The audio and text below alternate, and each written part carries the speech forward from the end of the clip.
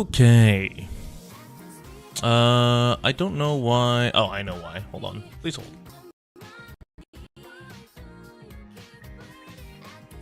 There we go. Okay. So let's rewind.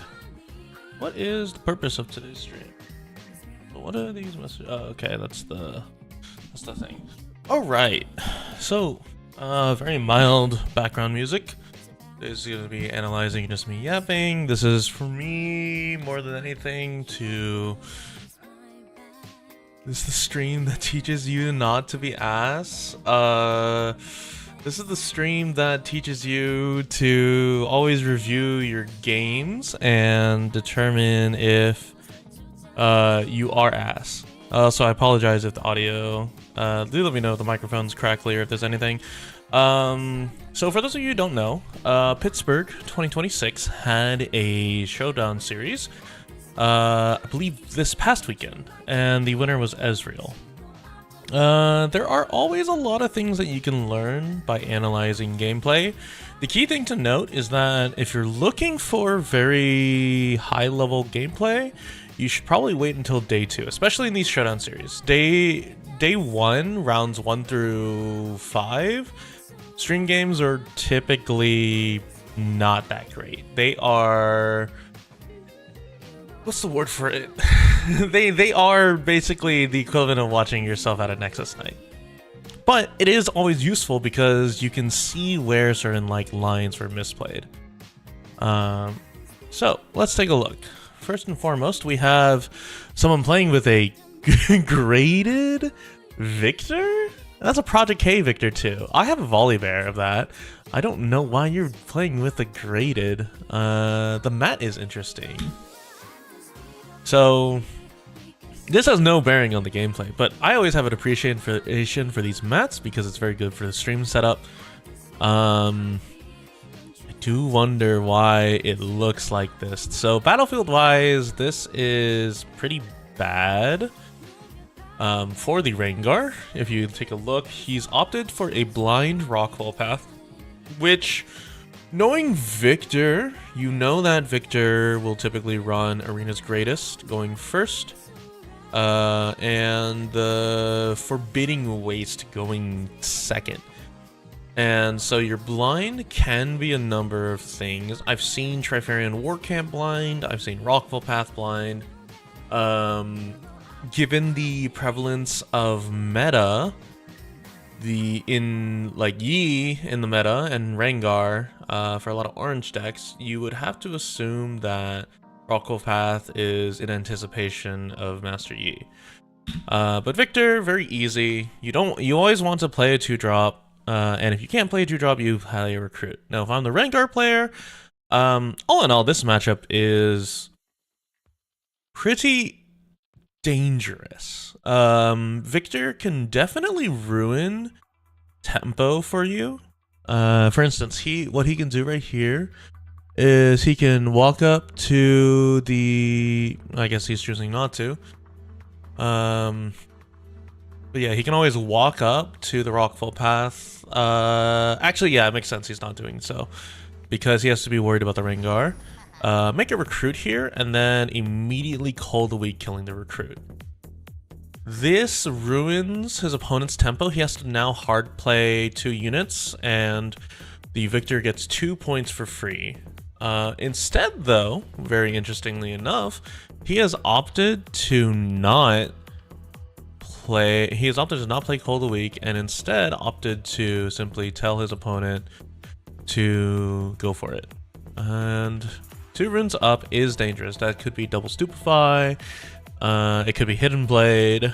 You don't want to really give resources over to the Victor with card draw. So this is probably the safest option. You know that when you bounce it and you pay the 1, the Sand Soldier is always favored against the recruit, and you get to keep the Inferno for anything else. So I fully expect an Inferno to be played here. Yep. And then perhaps a Pit Rookie. Yep. And yeah, you never buff the Sand Soldier. Sand Soldier is very disposable. It dies to a Wages of Pain coming up, and so you always have to be very aware of that. Not willing to give the gold either, and to be fair, the recruit just trades, and so you have to avoid that. It is definitely easy to say that the victor is in a slight advantage, only in terms of points though. Really depends on what his next builds are. If he goes several lines that are apparent here, and it depends on cards in hand. So we see Stupefy, we see Singularity. Singularity would be very bold and not that great, honestly.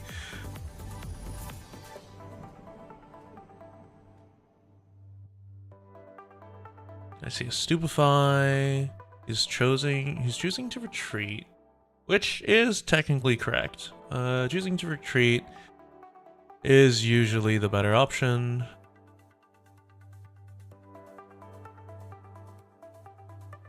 Just don't want to give cards for free, and instead opting for the Vi development. In general, this is correct. This is the correct play.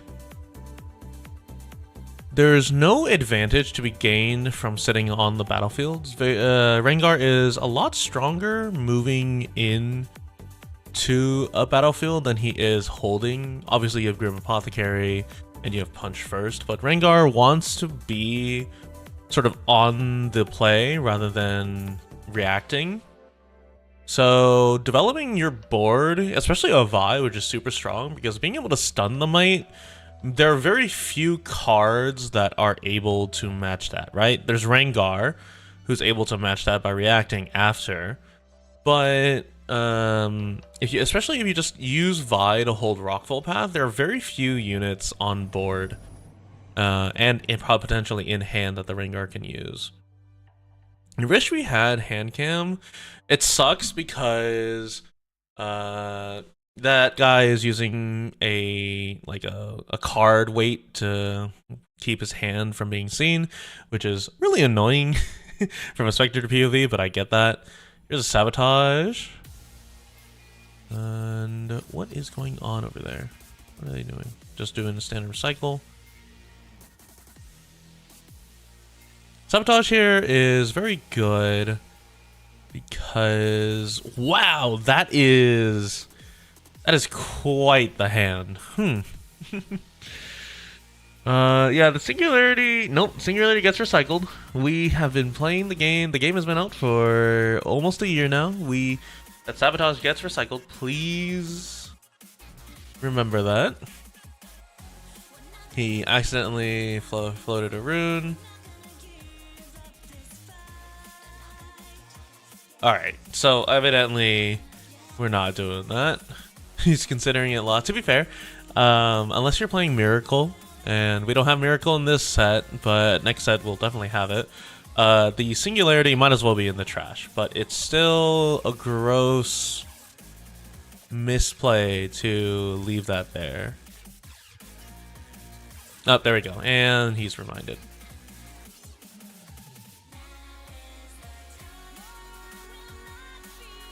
Okay, so full development, pull back. You know that you're weak on the attack, on the defense, so there's no reason to lose the Sand Soldier here. The Sentry is interesting. The Sentry is definitely cold weak fodder, and it comes down to what this Victor draws. You know the Stupefy is in hand. You know Thousand-Tailed Watcher is in hand. You can't commit too many resources, but what you can do is commit a Sand Soldier. You will always pay the 1, in my opinion, because you don't want to give it for free. So you should pay the 1 to make a Sand Soldier here. It's the equivalent of using your Victor Legend. If you don't want to, you can move a... Yeah, I'll just say, yeah, you're always moving that, because now you go 2, and now the only things that can get over it are like the Inferna or the Kaisa, who run the risk of dying to like a Stupefy top deck into Wages of Pain, or things like that, so he has to be brutally aware of that. Committing Stupefy here in anticipation of drawing a new card, making it so that the hand is new, isn't terrible. We also don't need to commit too hard this early. It is 4 to 3. Making a recruit is correct. And so 4 points right now is nothing. Your opponent should only commit to 1 battlefield. You will probably... It is genuinely better to probably commit the Inferno to Sand Soldier. Losing the buff would suck, but it would be relatively useful here.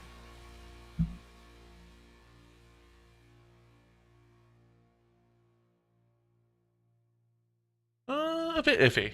Also, let me turn up the music a little.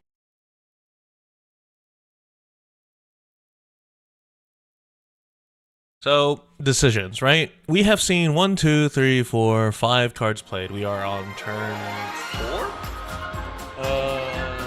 Which means that he has... Yeah, okay. Inferno here is fine.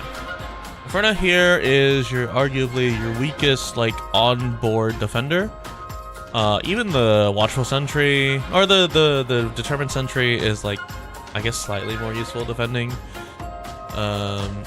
But it does have a buff, so 4 to 2, you live a Stupefy, but you do trade with a Wages of Pain.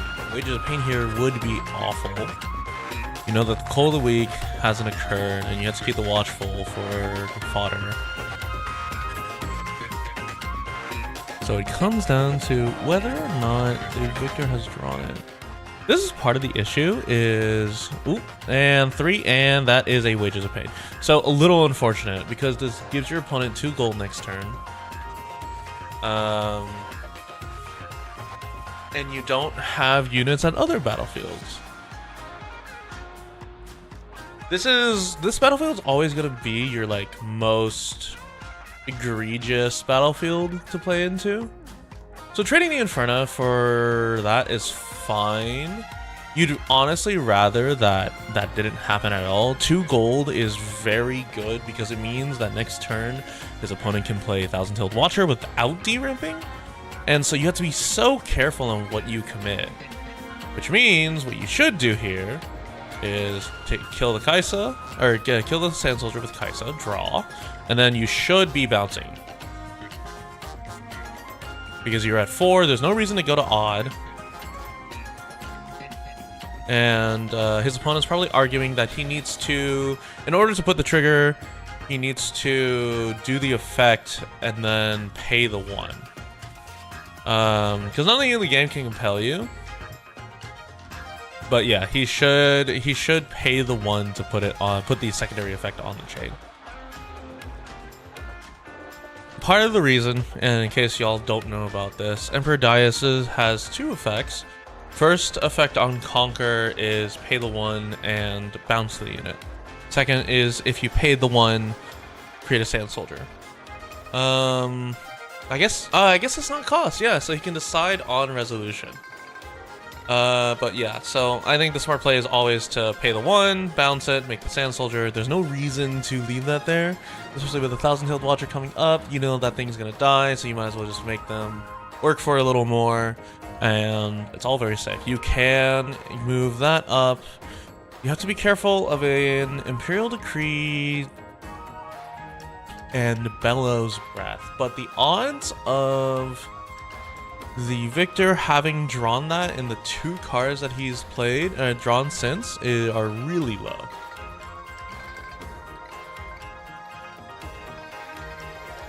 So yeah. So if I'm in this position, having gone to 5, you're telling your opponent to play the Thousand-Tailed Watcher. And that's a little dangerous because 1, 2, 3, 4, 5, 6, 7, 8, 9. Your opponent goes to 9 runes. Your opponent can genuinely play Thousand-Tailed Watcher unaccelerated and Bellows Breath your backline. go to 6 points and tell you to have an accelerate. You win if you can accelerate a Kaisa out, but otherwise you just hard lose the game right here and right now. Because Thousand-Tailed Watcher unaccelerated means that you can send 2 recruits to one of the battlefields with a Sand Soldier, and then send the Vi to the other, and you can double conquer. So you know that the odds of that are pretty low. You know, there's still Cold Week in hand, Wages of Pain was drawn, which means there are 3 new cards you aren't aware about. Ooh, but unfortunately... What the fuck is this? Okay, I'm gonna change this. Unfortunately, that is double Cold Week, so you are never punished for this play. But going to odds is a little difficult. I would have rathered to keep units in base so that he has to double Bellows to clear your backline, make him recycle the runes a little more. But it is going to be that Thousand-Tailed Watcher. So Thousand-Tailed Watcher accelerated is technically correct because you can you have enough to Bellows Breath. You don't have to worry about like hitting multiple targets. And being able to send a 7-mite unit and a 5-mite unit out is correct. I think if you're doing this carefully, you should always be sending Thousand-Tailed Watcher to the Emperor's Dais to bounce it so that you can play it again. And don't give Rengar the ability to play a unit. And so this should be a... If you have Bellows Breath in hand, this should be a bounce, no pay. So that you can bring Thousand-Tailed Watcher back to your hand.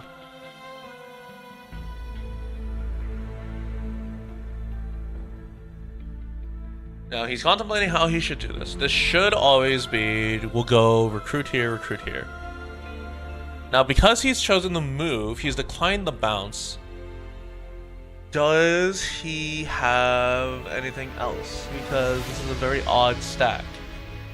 If you were going to do this, you were always supposed to... Wow, really? This means the hand is super bad, because what you do here now is you slam the Rengar onto Emperor's Dais. You trade. You slam a Grim Apothecary into the what's it called? You slam a Grim Apothecary into the other battlefield, and then you slam Kaisa and Determined Sentry into another. Well, you slam Grim Apothecary and then you slam Determined Sentry. And if you really wanted to be fancy with it, you could just interesting.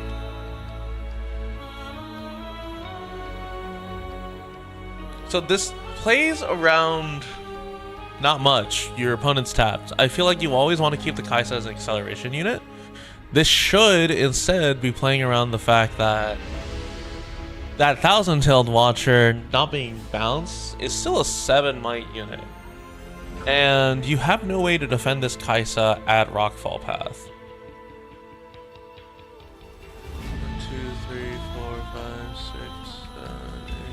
10, go to 10 runes. You have to play for 1 more turn. In my opinion, this is where you should be... I know this one. In my opinion, this is where you should be playing just a Rengar to clear the Thousand-Tailed, so that he's forced to deal with multiple battlefields, and his only option is like a Zinzao hand. Yeah, Rengar to here. And if you're really fancy with it, you could simply tap 2, play a second, and Inferno. So Rengar guarantees kill, you have to trade with the Inferno.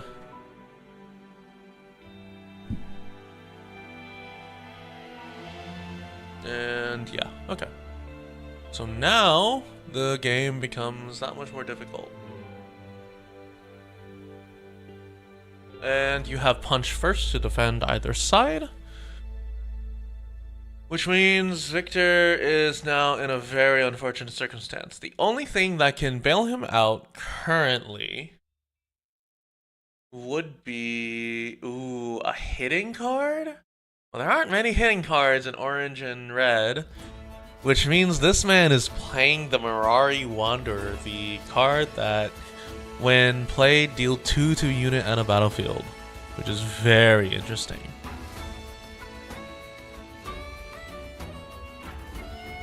You can't do that.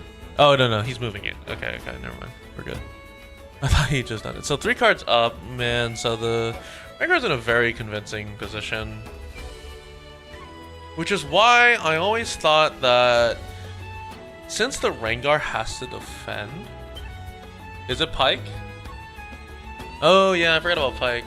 I'm dumb. You're so right. This is not the stream where it teaches you to be ass. I guess to be fair... I am a big fan of Mirari into Victor because it kills things. Although fucking, I guess how do you anticipate double TTW? Ooh, wow, okay.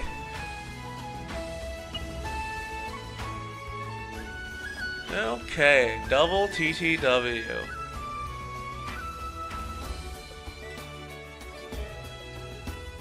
So, representing the minuses, that is, you need a combined of 2 might. You have to be careful about punch first. Committing 7 here is really bad. Do you have the spells to deal with that? As offense, realistically, you should be Wages of Painting here. If you have it. If you don't have it, that sucks ass. The double call here feels really bad. If I'm the Victor and I have an extra Bellows inside, you should always be citing it. Mostly because the trading 1 for 1 in terms of units is really nice, but he's always keeping them in the back.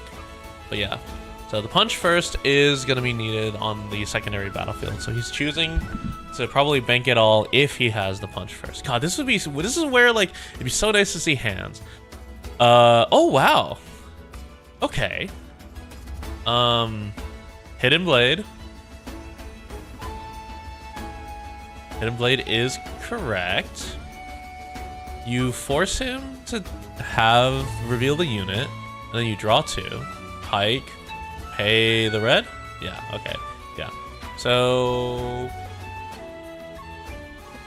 the Victor is in an actually pretty solid position. Or not the Victor, the Rengar is in a pretty solid position because you can theoretically draw 2 into another punch first, and if you do that, you just win right here, right now. And you can see on his expression at the top left, the Victor player knows he loses to a punch first. But these are the type of plays that you just have to go for. Your hand quality is bad. You have to go for the double conquer. And there's the punch first. Yep. Okay. So, what are the key takeaways from this game? Realistically, if you are not aware of the Rengar, you should theoretically always be bouncing the TTW. The main reason is that you can commit Vi to killing anything on board and then force him to Rengar. If you force him to Rengar, your TTW can be played afterwards, especially if you can reserve specific units. But that's a sequencing that requires you to have knowledge of this matchup. Rengar's strongest instance is him being able to just slam units out after your initial debuff. So your Thousand-Tailed Watcher has to be the end game, like the end play, and not the first play.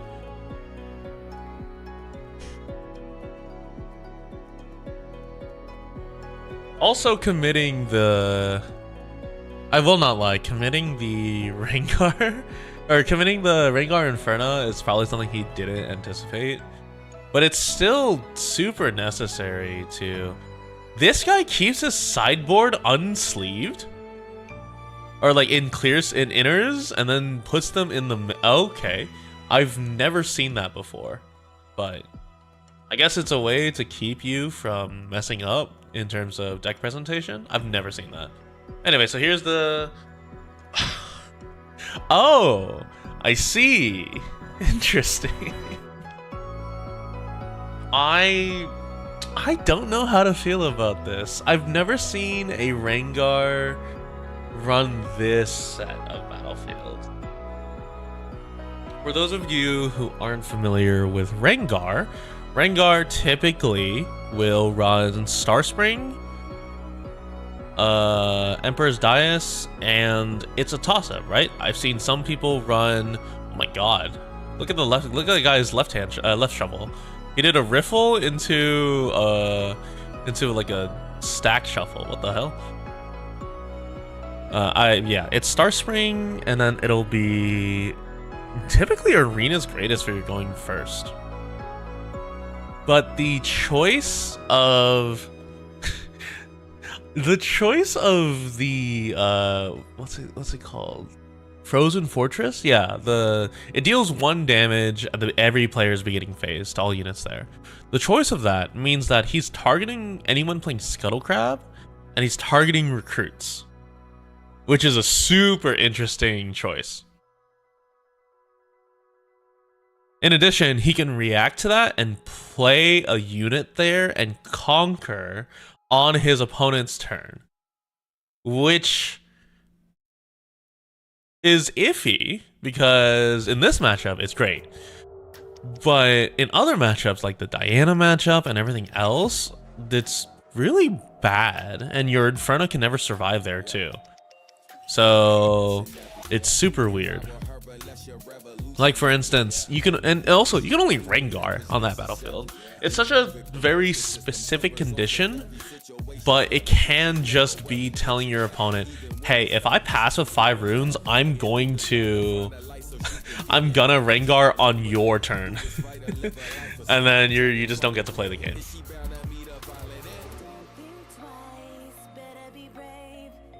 Okay, hard cast Pike. That's not the worst.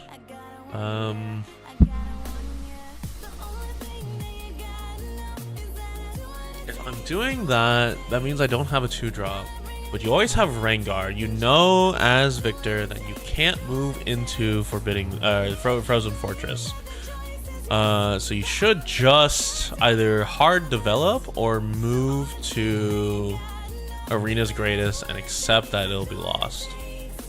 Ooh, but I just saw a Cold Week in hand, and that's pretty good here. You should just suffocate him and make him play units. And if not, have a backup for when he does play the Rengar.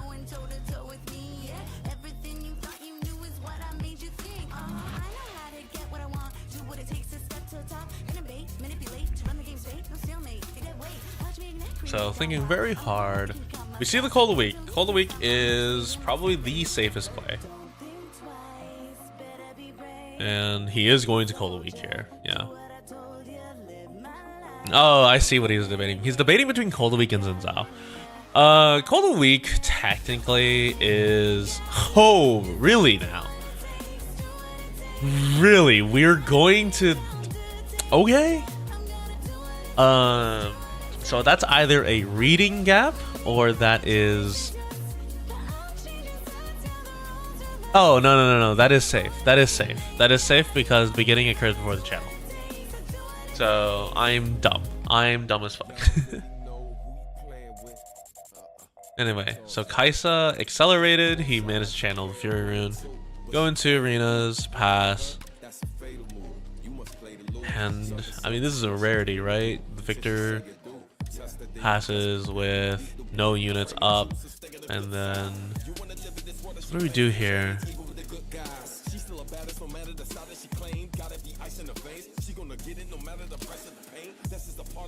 It's an interesting play. Is this ever just a hard play? Yeah, it's a hard play. Zinzao. Okay. Alright, not terrible. Just develop here. And super weird that you on your Arena's Greatest game, you are behind. But this could just be a card issue.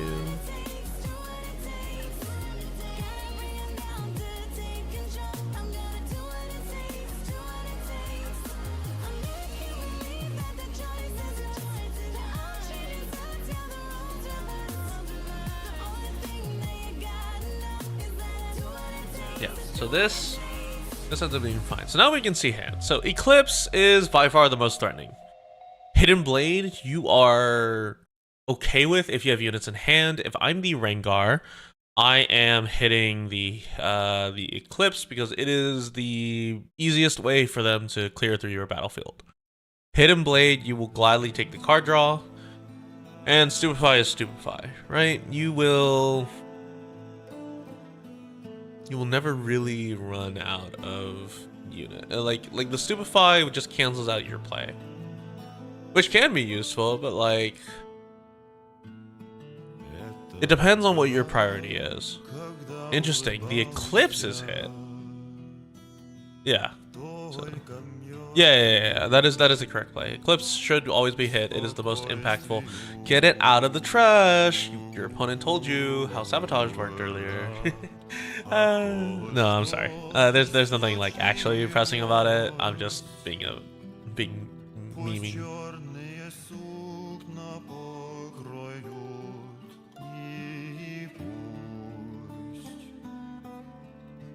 Yeah, Judge is reminding that the Eclipse goes to trash.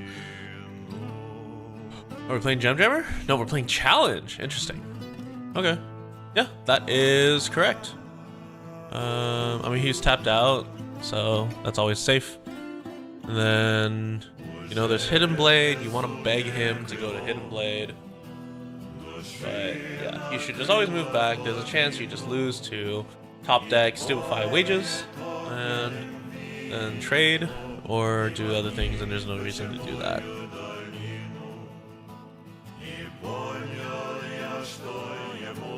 So in this scenario, you kind of, if you're the victor watching this back, you mainly have the first conquer to blame for this current situation.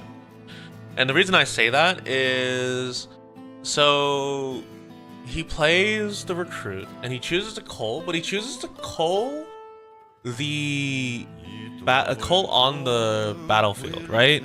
And so it's a weird thing, right? He doesn't conquer, because typically with Victor, you will always conquer and then cull the weak the conquered recruit.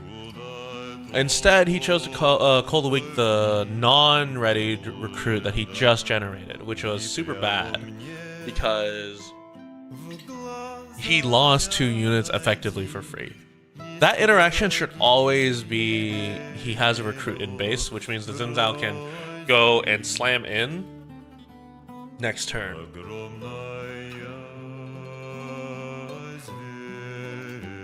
Question is, what do we play here? So we have Hidden Blade, we have Stupefy, and we have another Zinzao. What did we draw? Oh, we drew 2 Hidden Blades.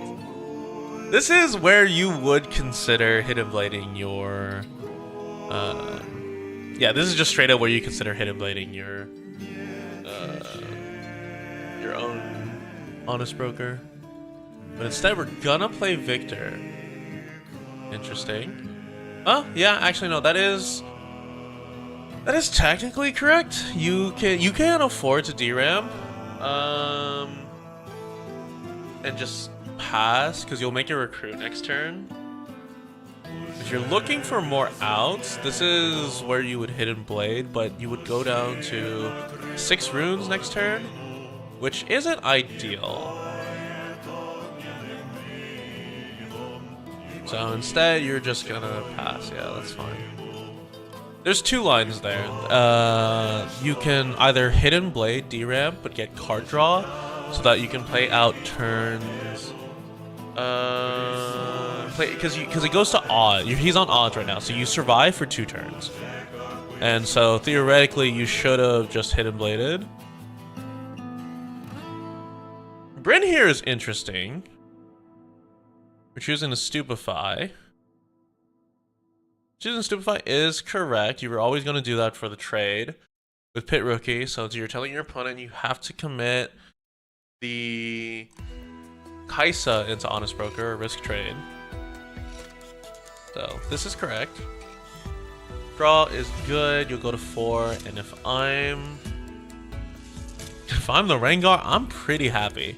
I leave this here, and then you just kind of have to pass. This is a little trickier. So the choice of this is interesting because on Awaken, he just, if there's a Stupefy in hand, that Pit Rookie dies for free. Okay. No Stupefy in hand. There is a Vi. You have Recruit Delivery System.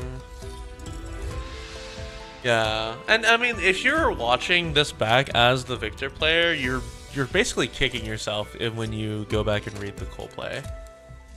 This matchup does suck though, because the Rengar plays so many units that it's kind of hard for you to get value unless you draw Imperial or Bellows. You deploy do not deploy Thresh on you, Hayagi. Are we really going to play the... I mean, okay. The issue with this line is that if you play Vi there, you now have to commit another recruit so that the... Yeah, you have to hard commit another recruit so that the Rengar does not conquer that for free.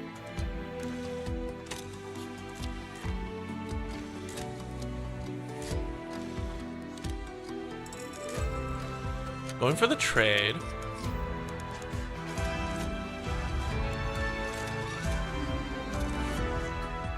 Yeah,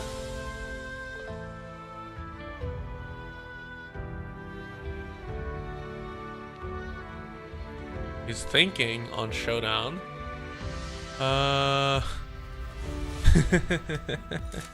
Yeah, I don't know about this. I think you always leave Pit Rookie there, and then you tell him to commit Rengar. If he commits Rengar, that only has 3 runes up. He could always play Grim Apothecary to bounce the Rengar, but you win the combat there.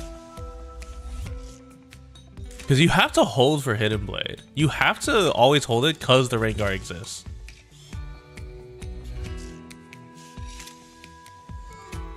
And yeah, so he forgot that combat cleanup occurred. He's deciding target. Is he hitting his own recruit? Yeah, I was like, this should just be conceded. The game is untenable at this point. You lose to a Rengar on board, and then what? Yeah, you just lose on board, like straight up.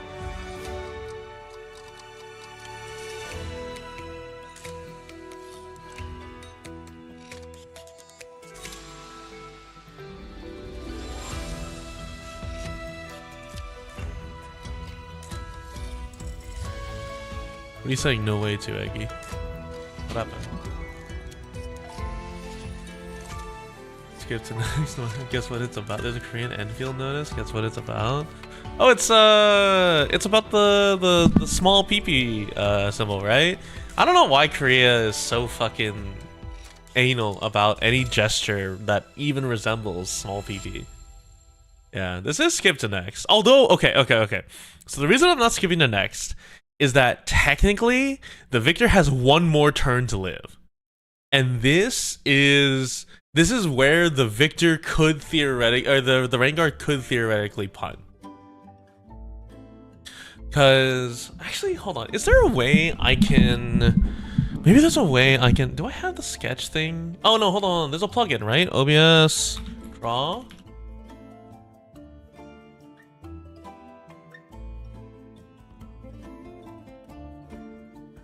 Can I install this directly? Can I install this without restarting stream? I might have to restart stream. Hold on. Or I might restart the zip. Let me go move this to downloads.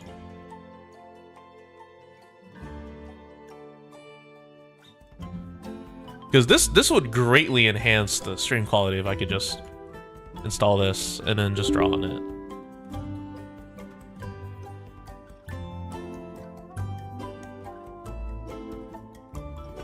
Okay, so how do I use this?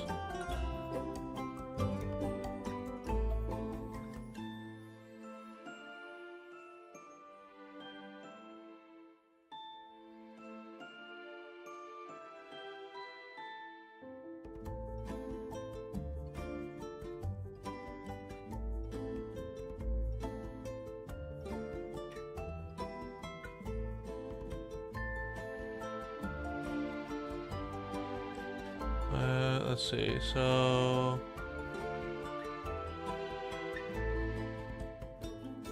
Tools?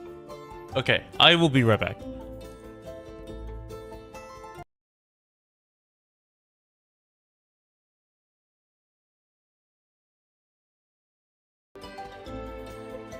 Okay, there we go. Let's see if I can find it.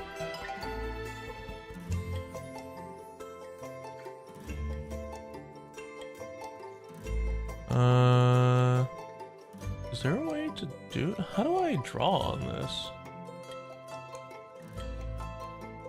I have to find this out mid fucking stream. This sucks.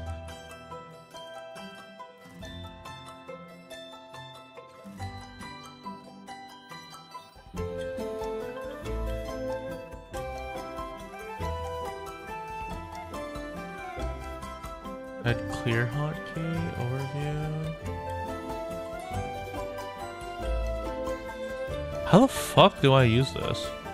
Oh, is it draw? Oh, is it a draw dock Windows installer? Did I just install? No, there's no way.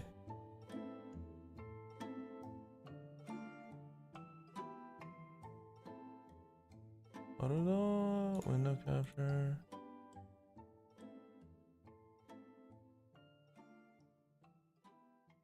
Dude, how the fuck do I use this plugin? I hate this shit, man.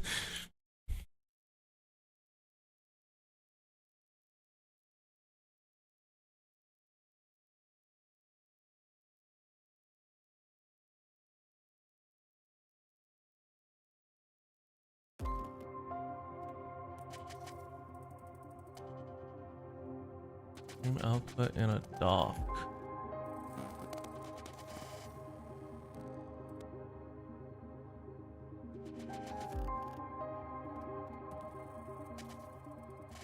But where's the draw?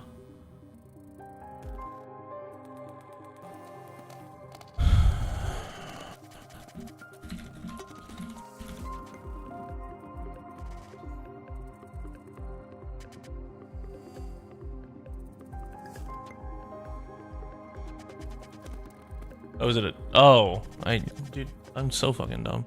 Anyway, this is still going. Oh my god, wait, did he just... He had a second Bryn here. Oh, wow, okay.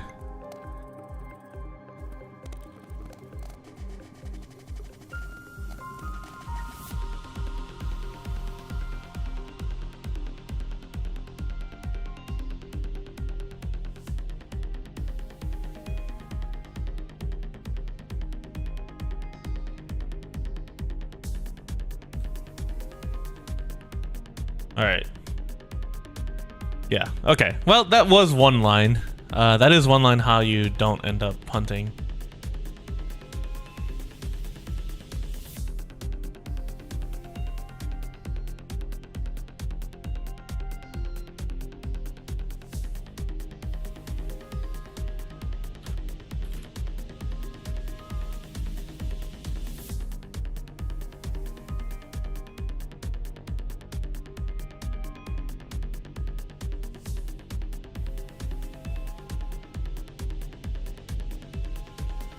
Did it not work?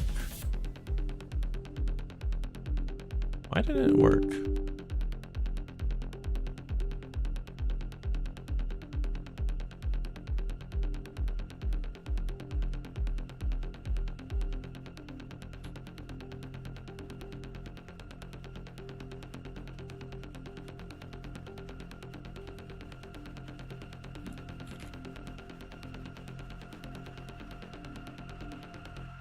I'll have to figure this out later.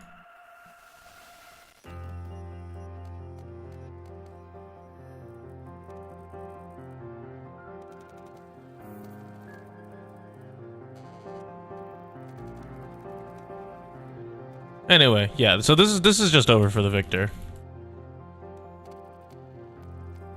Well, it's supposed to be over for the victor. Really? Shield Dancer. Okay. So shield. We surely have punch first here. 7 to 10. Inferna, 10 to 10. 11 to 10. Wages of Pain for trade. Oh no, Wages of Pain. Yeah. Wages of Pain for trade. Grim Apothecary and then Conquer. Yeah. Okay, so that thing is basically done. Yeah, there's not much to say about that game. It's kind of just donezo as soon as he did all that stuff.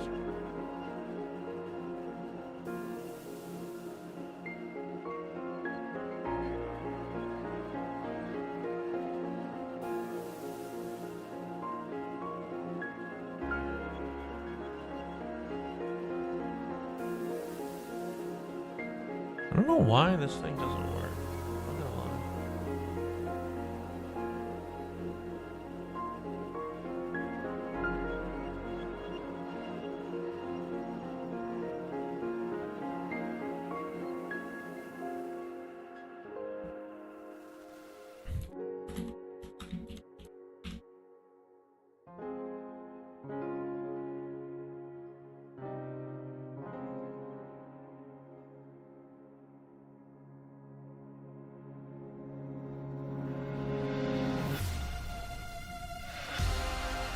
Do it inside the directory.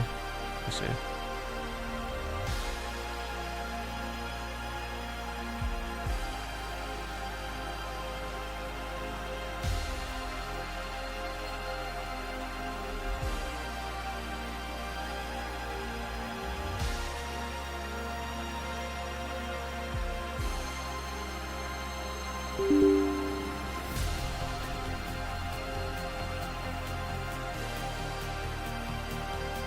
There we go. So now it's been installed, and so if I close.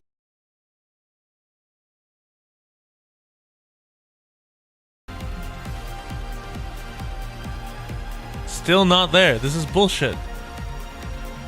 What was the point?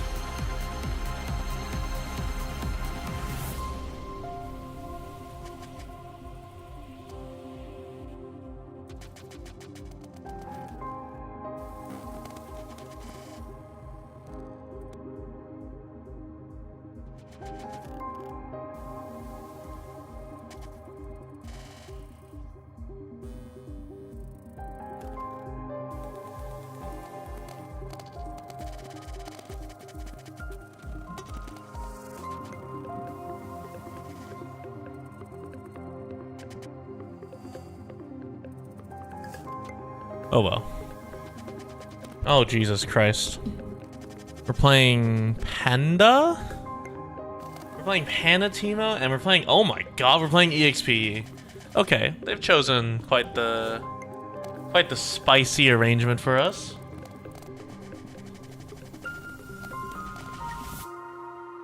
I have to download the files manually. This sucks. I have, but low in level 31, this should work.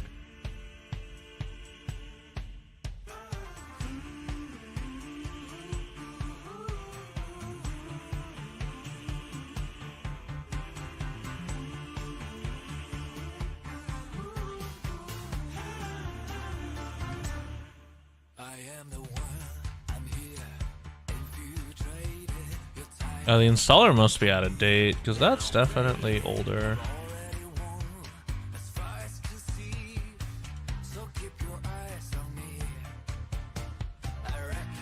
Alright, hold on.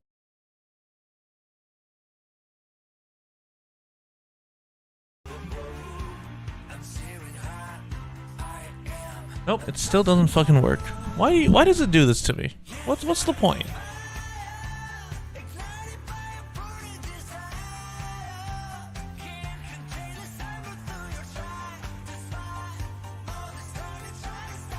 Oh, wait. Nope.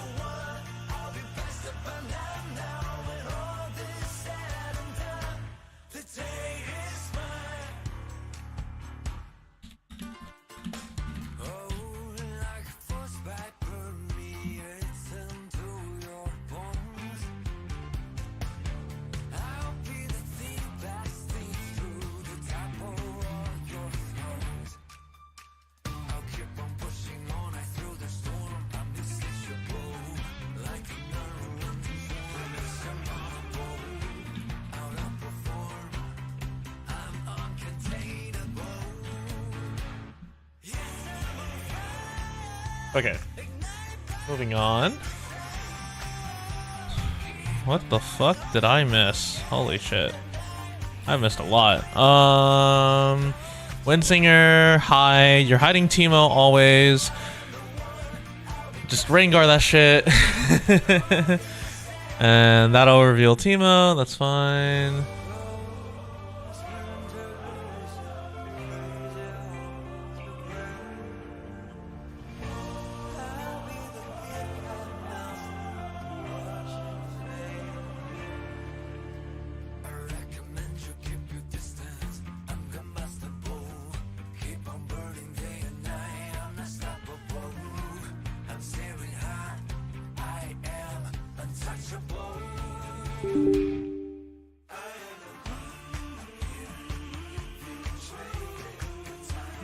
Did Windows really?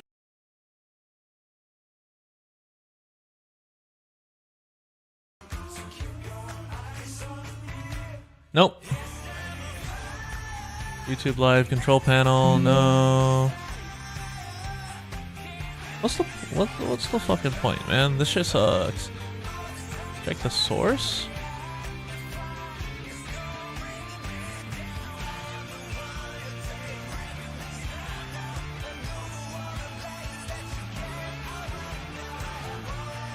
Oh my god, I'll just choose a different one then.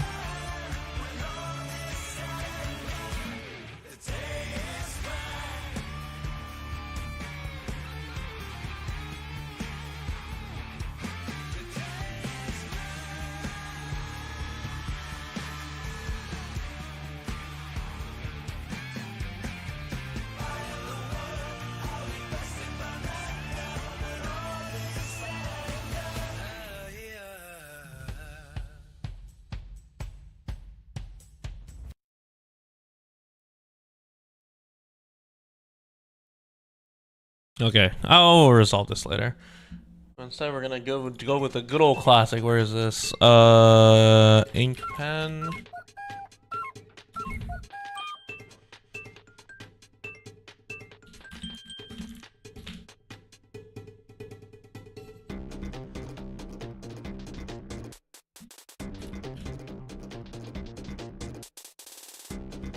Epic pen. That's what it was. Epic pen.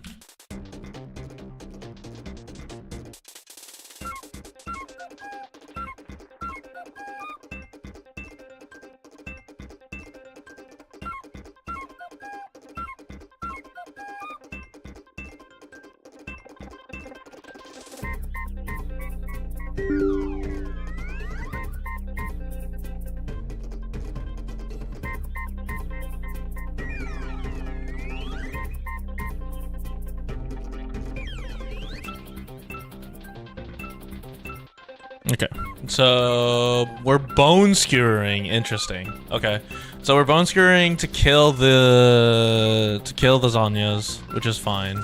We've developed Rengar. That is 2 hitting cards, so it just dies. Oh, that's 4 hitting cards. All right, yeah, so that shit dies.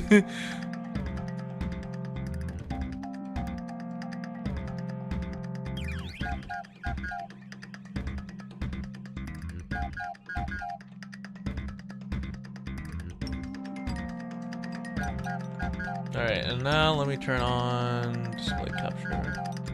Well, let me go to studio mode for this.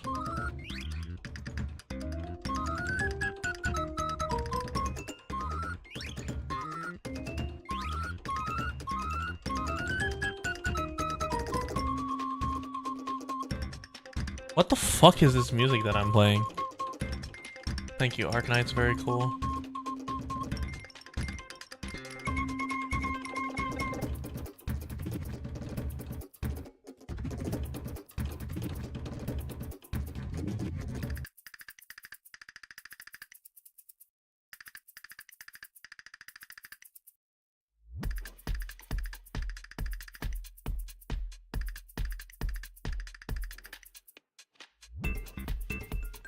Okay, so this should be relatively good enough since I swapped it to display capture, because now I can do this.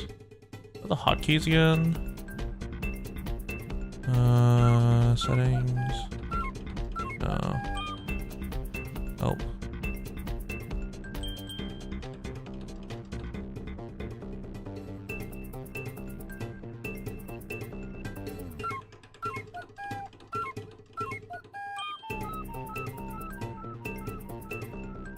Okay. So now I can just draw on this. Okay, I can. All right, nice.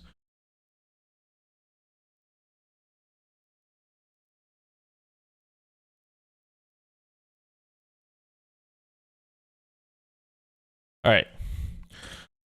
Okay, now we have increased quality. So I wish I could see the point total.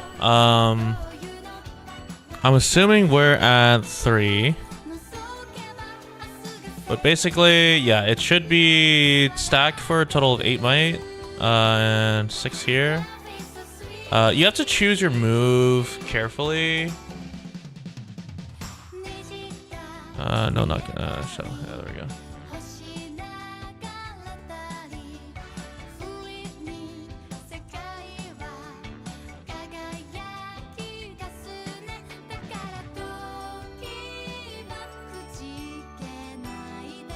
There we go. So now I can just... Oh, that's not it. I thought I changed the setting. Oh, no. Oh, that's fine. Actually, we'll do Control Shift C. There we go. Okay. So currently we're presenting 5 might here, and we're running 6 and 6 with 1, 2, 3, 4, 5. With 5 runes up, you have to worry about +2 from On Guard and Discipline. Singularity is a great way to to deal with that. We accept that. We have nothing in hand. Oh my god, he was banking on punch first. Okay. So now we're banking on hold, no cards in hand, and yeah, you can see that he is not happy down here.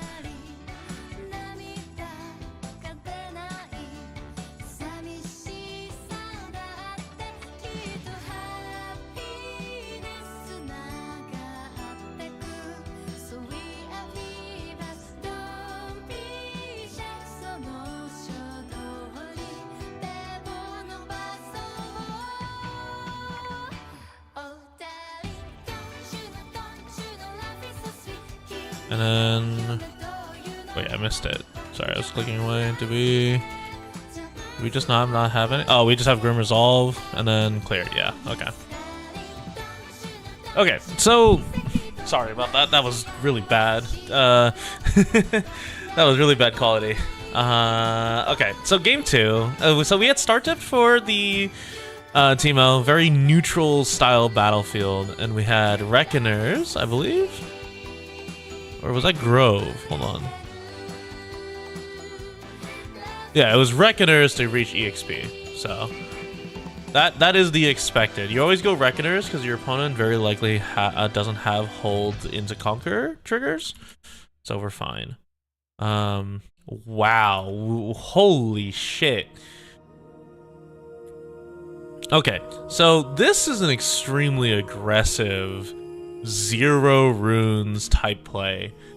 Because he even hid the Teemo. So you know the Teemo's here.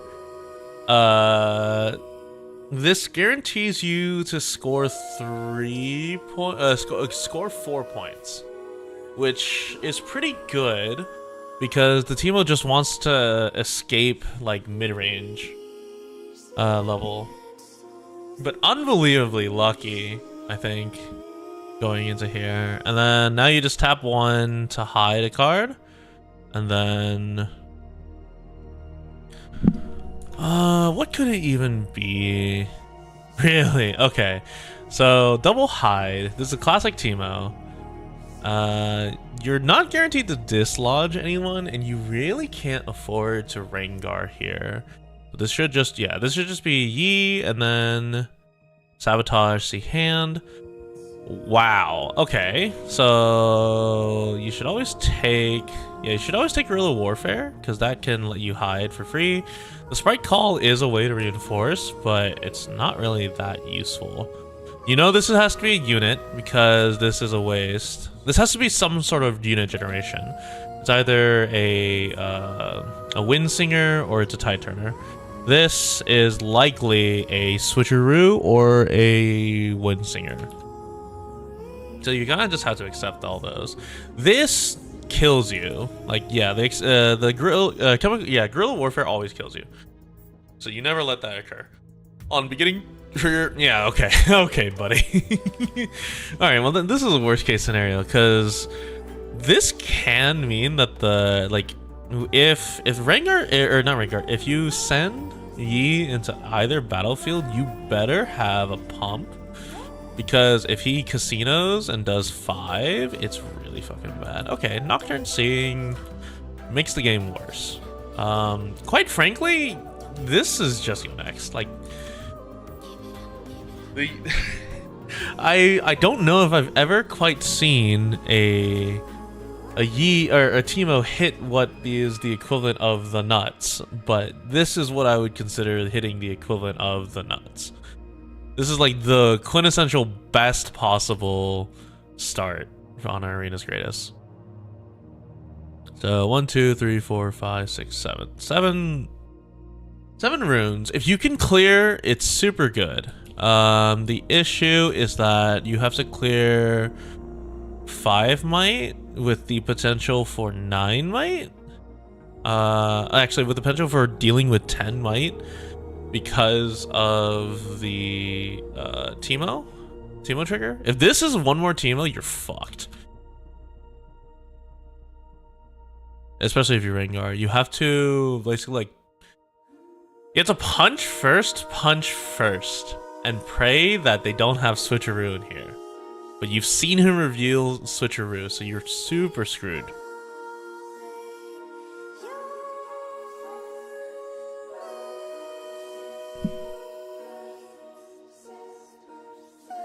So what's it gonna be? I feel like I should just be putting these at like 2x speed. This should be, if you have double punch first, you are good to go slam into here. As it is right now, you should be going into here and seeing what they have. Okay, but it is punch first.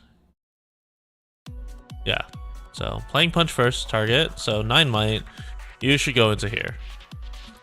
Going into here is a little bit of a mistake because you run the risk of just straight losing to the trigger. 1, 2, all right, 1. Oh my god, you only took 2 damage. You were saved. Okay, so 9 going into 6. They're not presenting trade right now.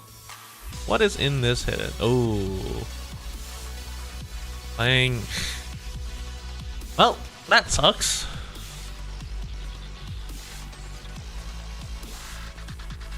Do we have a Defiant hand? Strike Call, okay.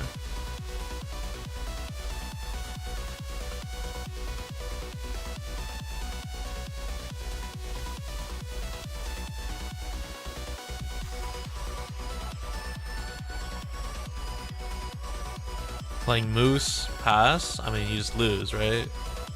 Yeah, you just have to go to next game. Oh no, we're in Aspirants. Wait, no, I'm dumb. God, I forgot about this. So he's fine for a turn, but like this is, as soon as he goes in, he dies to any hidden.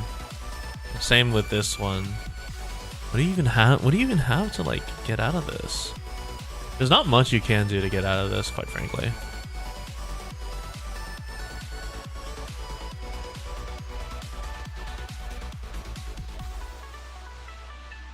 Yeah, if I'm the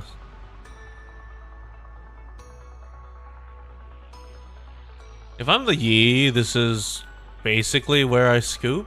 I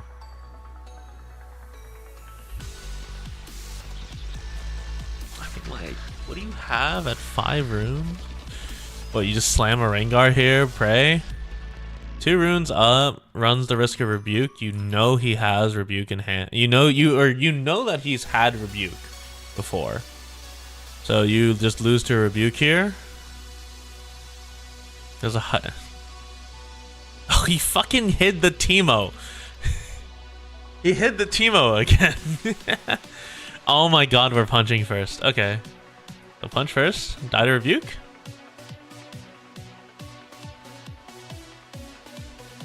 Presenting 9 to 4. Teemo. Now presenting 6 to 9. 1, 2, 3, 4. Okay, so you are presenting trade right here. You're presenting trade right now. And you saw a Nocturne. Oh boy, yeah, this is just go next.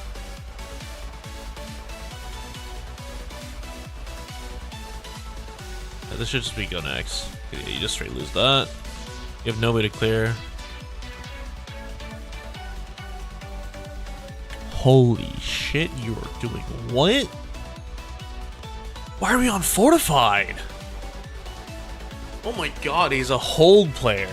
I mean, that makes sense with Aspirants, but what happened to, like, I don't know, Star Spring or some shit? Oh my god. Oh, he's on Scuttle. Okay, I'm of the personal opinion, Scuttle is kind of hot garbage.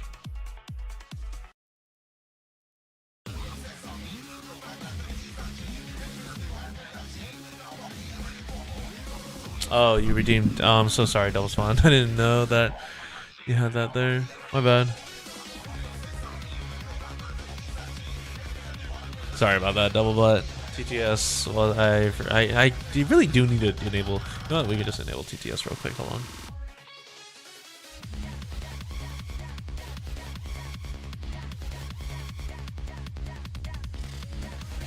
Do I even have that still? I have web alerts, but do I have the TTS? I don't know if I do anymore.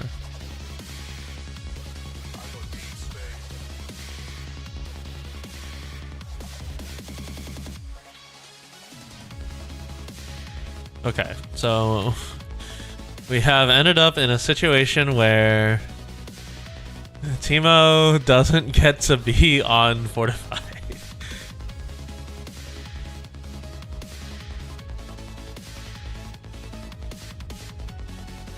Running 6. Do we have oh my god, we hit a Zanya's here? I mean, that's fine. You lose Conquer Point. Existential, stack deck, Evelyn. Oh, you're giga okay with this because you score to 1. You go here, you hunt to 2. You know that's an Evelyn. We have like a pump in hand. If we Grim Resolve here, this is like gorgeous. Grim Resolving here would be super good. Grim Resolve into a 2-drop here. You know that he had, but you lose to Existential. You need Defy in hand. What do we have? I saw a Discipline. Oh wow, that's a Nidalee. Damn, we are fucked.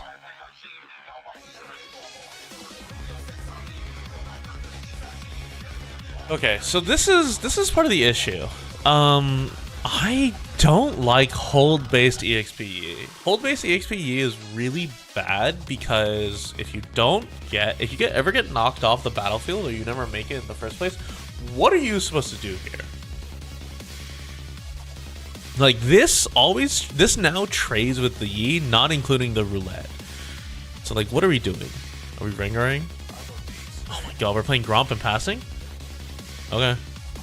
Evelyn now will... I mean, that's on your turn. Are you declining the trigger? You're declining the trigger. I guess you're declining it so that you don't have to worry about it, I guess.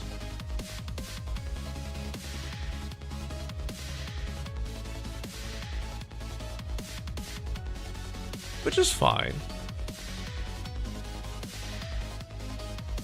Stack deck, always good.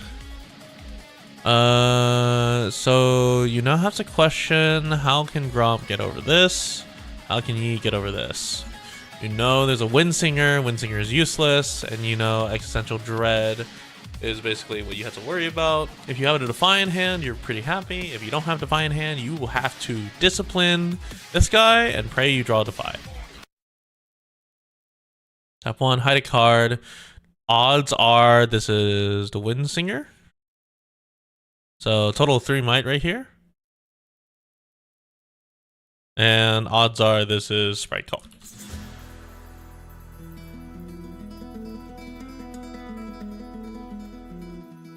If it's a blue Teemo here, you're fucked.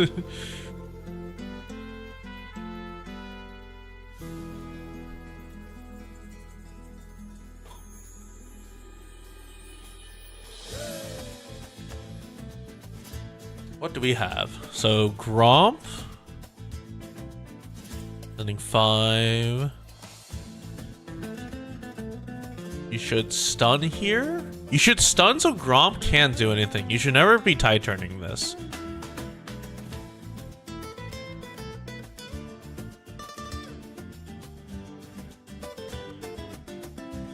So he has to think. Does he want, how can he, like, what happens when that goes through? You know that if you pump up, he Existential Dreads, which means you better have a Defiant hand. You have Defiant hand?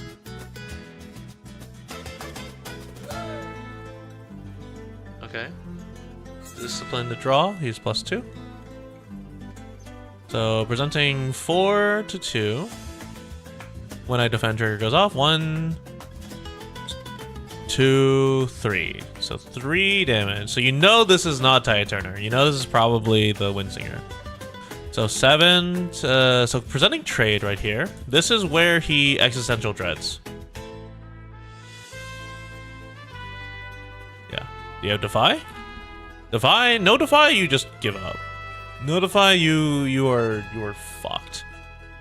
You don't lose next turn, but you might as well lose because he just roulettes you.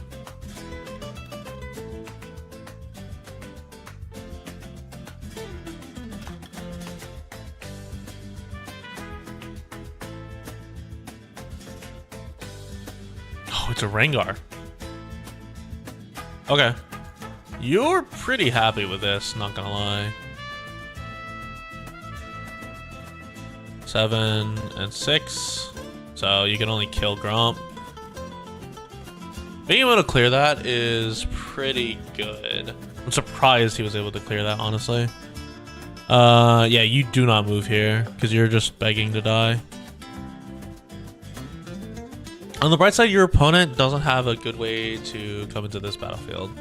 Hide a card, maybe Zanya's probably back off. Your opponent doesn't have a good way, and you draw 2 cards next turn. You probably have a good answer into this battlefield. You need to come in with, for worst case Sprite Call, you need to come in with 8 might. Yep, consult the past, draw 2.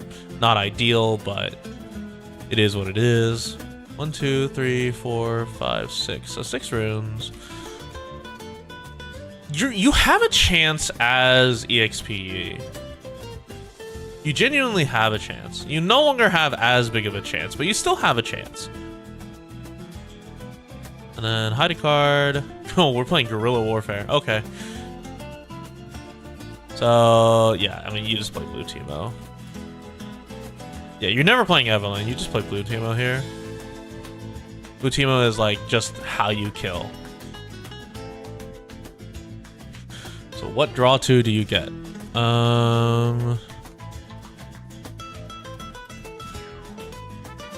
Okay, so draw from Grove. If you draw Rengar and Grim, you can go into here with 7 Might, clear, and clear, and then Rengar here. And then it becomes impossible for the Teemo to play. 1, 2, 3, 4, 5. And that is exactly all you have. So this is winnable. Show me Grim Resolve and a Rengar. That's your only out. You can theoretically do like double Discipline. Go to 8. But we're presenting 6 on the board right now. That'll go to 8 on defense because you're being screwed by your own battlefield. I don't know why you would ever bring this battlefield. And then the Teemo is gonna fucking slap you for potentially 5 damage.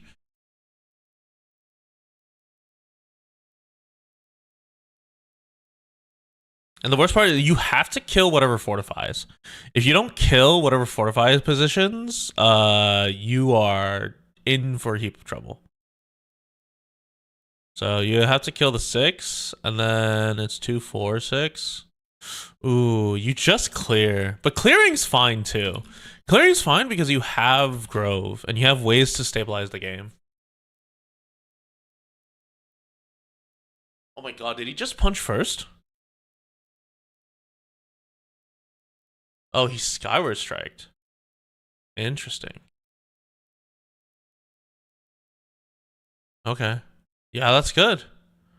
And now you walk in 4 to 4. You better have triple pump. Zonya's in anticipation. 4 to 4, telling the Teemo. Okay. So how many hitting cards? Odds are pretty high to hit.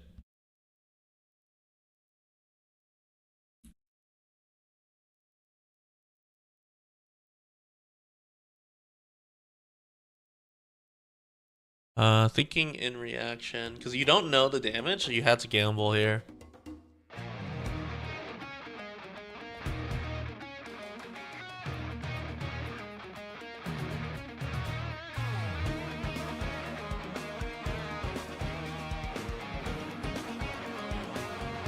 One, 2. 2 damage. 2 damage marked.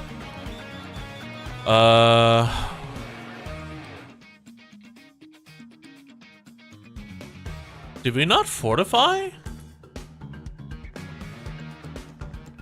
Really? We didn't fortify here?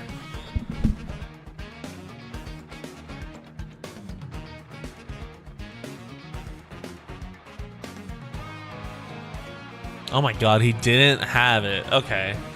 That's interesting. Well, you still have to get over this.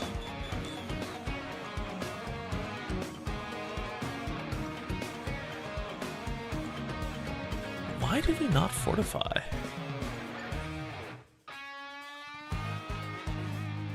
Or I guess we did fortify.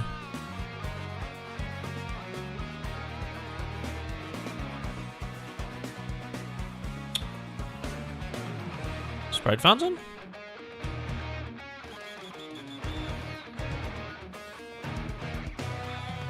Sprite Fountain, yeah, he just loses.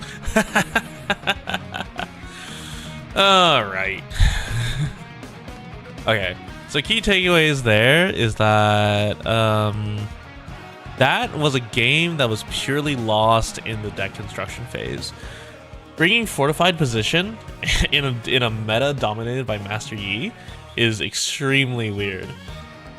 Bringing Aspirant's Climb when you have to worry about long-term games and where you don't benefit as much from having comeback turns. Like, in my opinion, EXP, you have to gamble your first 3 turns. If you don't gamble your first 3 turns and win hard, you lose all your snowball potential. So there's like genuinely no point in running aspirants. You'd almost prefer arenas in that you force your opponent to basically value engine you.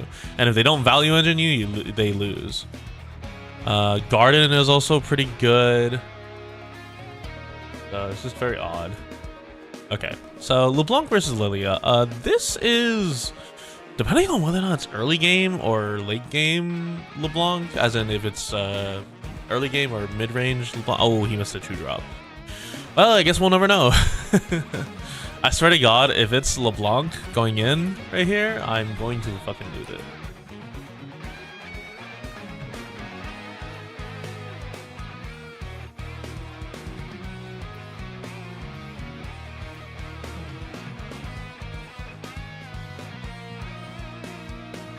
Yeah, you're pretty happy because you can go here and then play like a unit and then go here and then leave 5 might at that battlefield so that the long can't even go. Did you just draw that Soaring Scout? That's so unfortunate. Yeah, he has to. Yeah, most reasonable would be LeBlanc. Damn, he just drew that Soaring Scout. That's insane.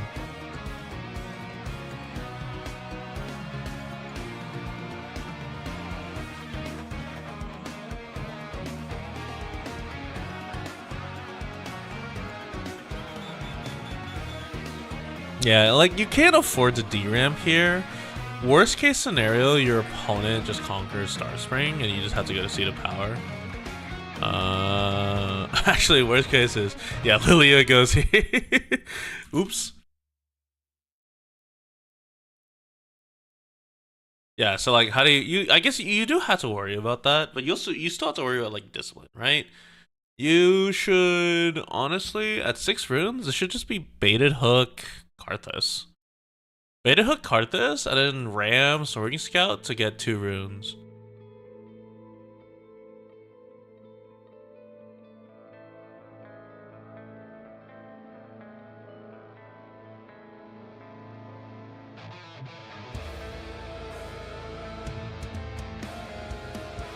So if you run Baited Hook and Karthus, this will generate your 2 runes, pay back the Karthus, and then ramp you even further.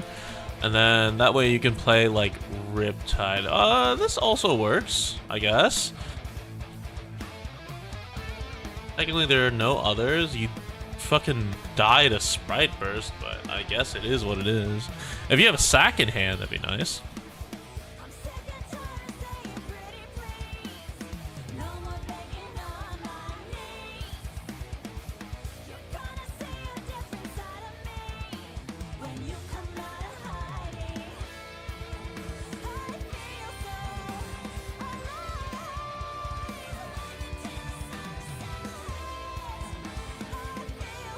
Okay. Yeah, I mean, this is pretty bad, not gonna lie. Reflection. Okay. You no longer die to Sprite Burst, but you discarded Karthus, which tells your opponent your hand is pretty fucking bad for LeBlanc. If this is how he's playing it, I fully expect what's gonna happen is that he discards a card, makes a copy, and then baited hooks the copy of Vi next turn.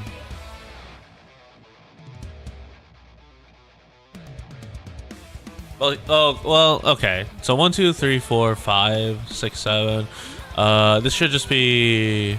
You should, if he goes here, you should play LeBlanc to here, send reflection of Vi to this battlefield. Sprite Fountain probably runs here. Ooh, are we doing? That's 2. 1, 2, 3, 4, 5. Brutalizer.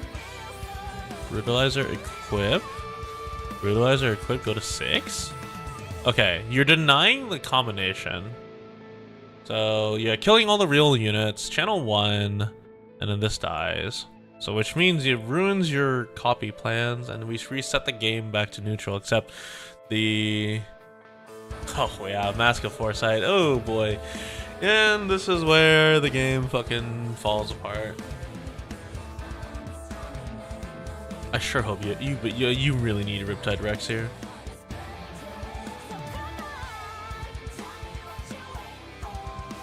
One, two, three, 4, 5, 6, 7, 8. 2 drop Riptide.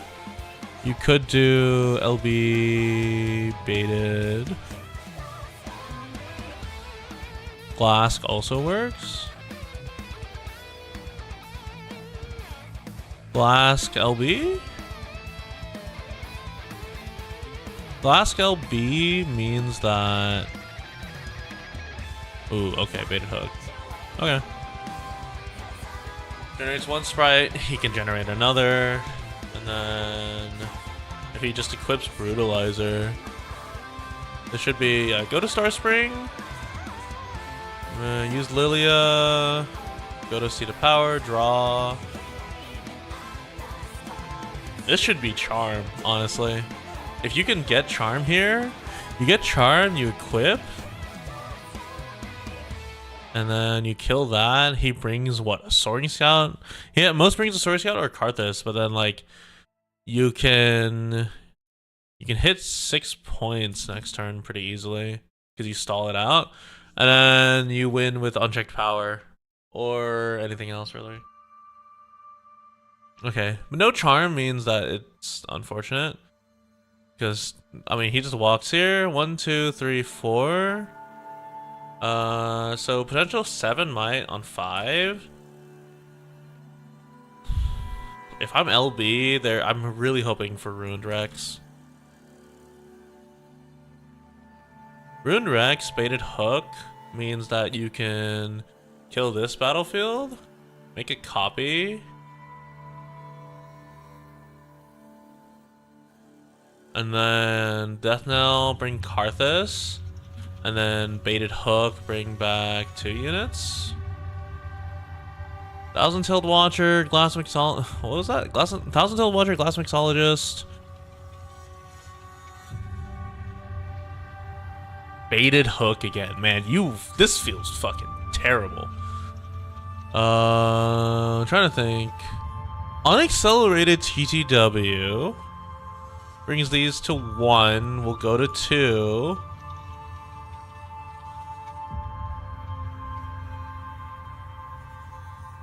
We're at 9 runes.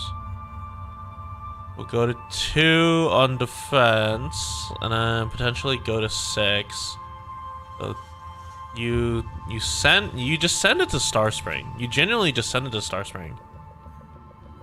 Tell him have pump, double pump. So this goes to 4. Or no, this goes to 3. Or goes to 2, goes to 4.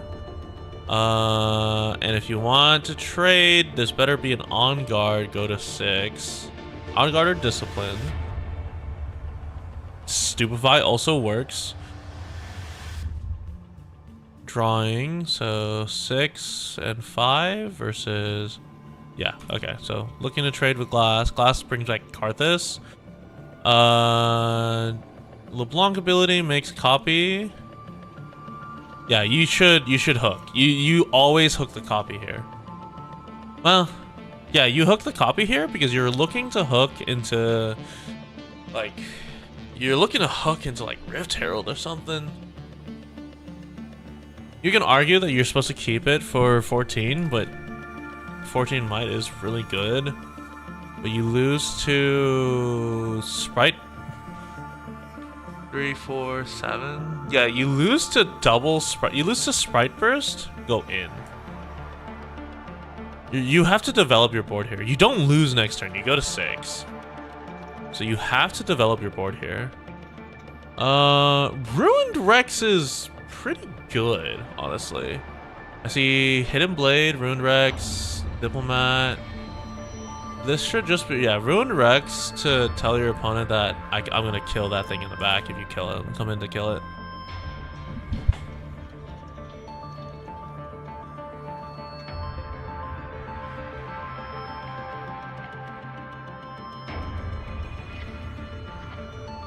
Now, of course, Well, actually, Ruin Rex should be at. Oh yeah, with double death knell. Yeah, you just fucking slam. You slam this, and then you slam that, or you slam whatever comes in.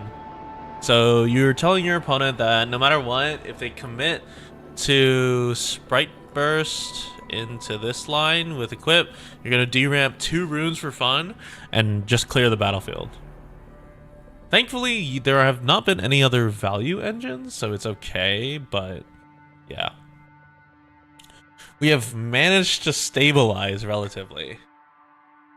1, 2, 3, 4, 5, 6. I think it's 7 runes up. If it's 7 runes up, this really should just be like Sprite Burst and the Lilia.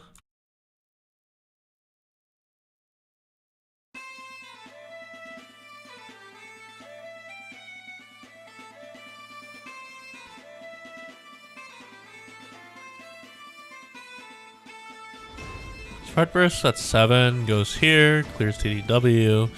Sprite Burst at 7 goes here, clears Riptide, dies, and then goes here. But he's opting for the 5 point. Instead, looking to just full clear.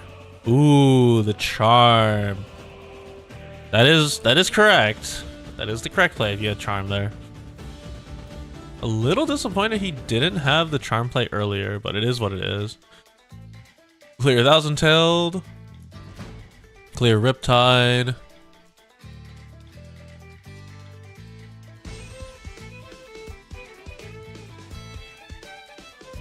Clear Riptide and you win. So you go to 6 and then you win with Sprite Burst.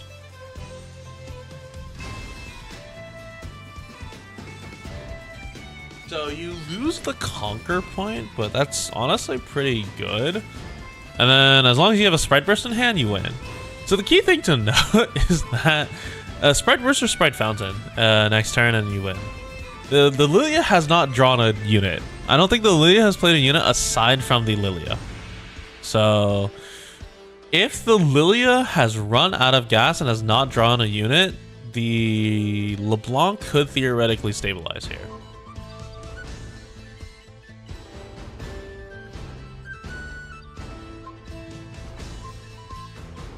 What are we playing? You deramped pretty hard.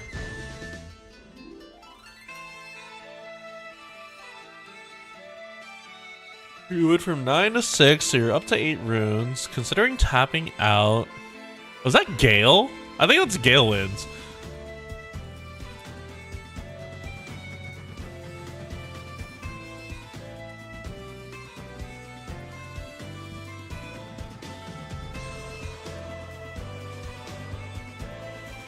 Yeah. Judge call? Why have we paused the game? Must be a judge call of some sort. Oops.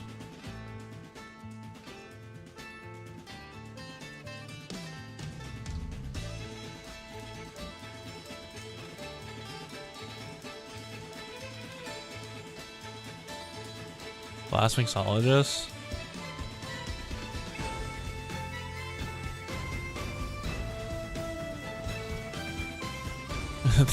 you just develop here and you pray.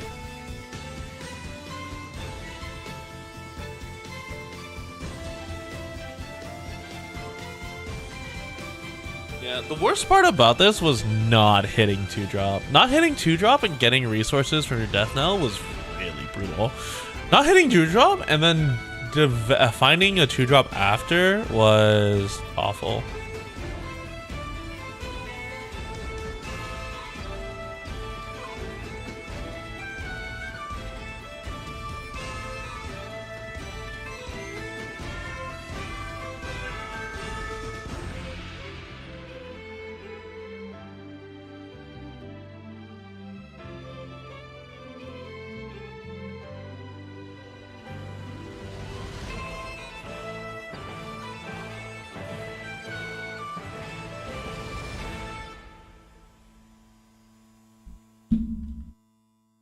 We did double baited hook instead of LeBlanc? Really now? Okay. Well, opponent, do you have a Sprite Fountain or a Sprite Burst?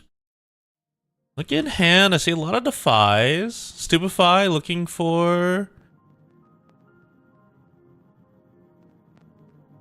Looking for it. I see Disarming Rake. Disarming Rake wouldn't be terrible. Like, leaves units on the board. Because now you have to worry about this into this. Disarming Rake kill, that's fine. 1, 2, 3, 4. Set a sprite into here. Or it doesn't matter where, it's gonna die. Okay, so he has drawn units here. So he has now opted for a potential hold play. That's 3 cards out of hand. I saw a Defy and I think a Discipline. So now we're waiting. I'm relatively happy if I'm the LeBlanc player. So key thing to note from this is that this is not a fault of either player's play. The LeBlanc player is being forced to stabilize against the onslaught of sprites.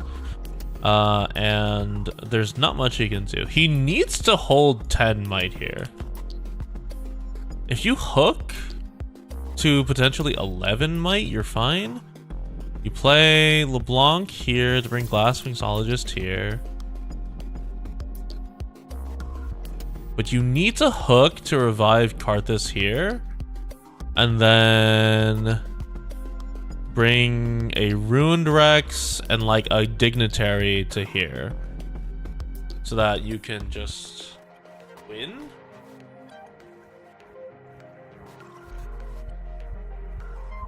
Yeah. Part of the issue is that if you commit too many resources here, he moves here with all his units and tells you to kill him. And if you can't kill him, it goes really bad. Needless to say.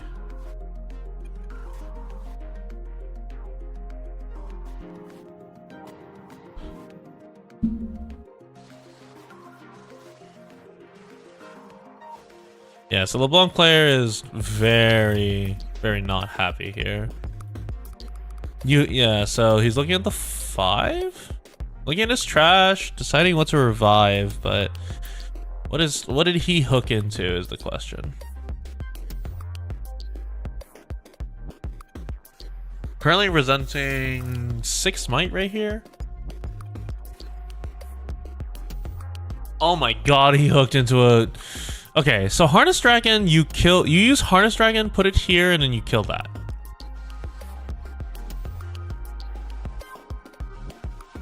Glass Mixologist? You're doing Glass Mixologist to trade little units against each other, I guess? I would not do that.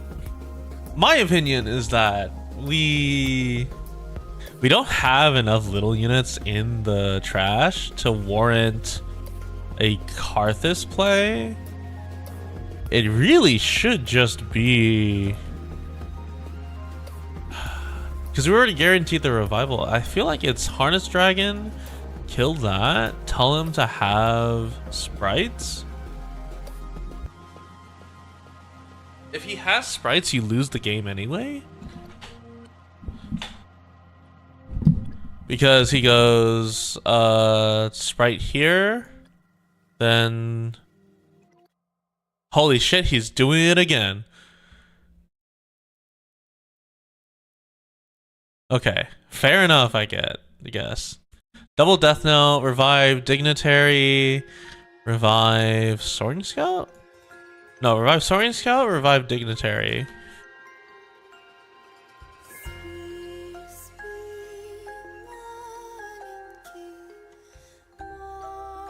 I mean, it's just Ruined Rex, right? That was a Ruined Rex I saw? Sacrifice, Karthus. Oh my god, there's no Ruined Rex. It's a fucking TGW. Tough.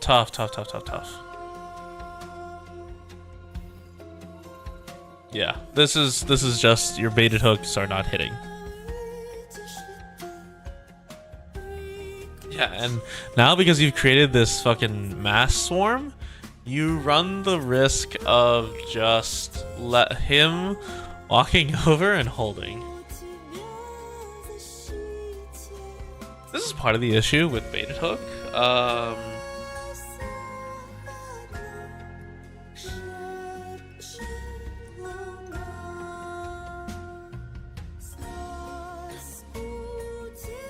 Part of the issue with baited hook is that you have to know what you're hooking into. He was likely looking to hook into a Ruined Rex or a yeah, just a Rune. The only thing you're really looking into hook into is a Ruined Rex. He's seen 2 TTWs, so he likely doesn't have a TTW here. Oh, this is Decided, I'm pretty sure. No, that's not Decided. Decided someone else. But yeah.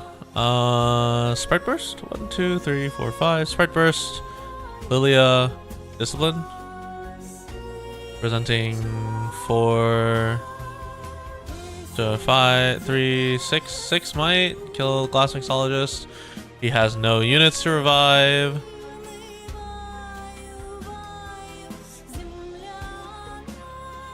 Uh, 2, 5, 6.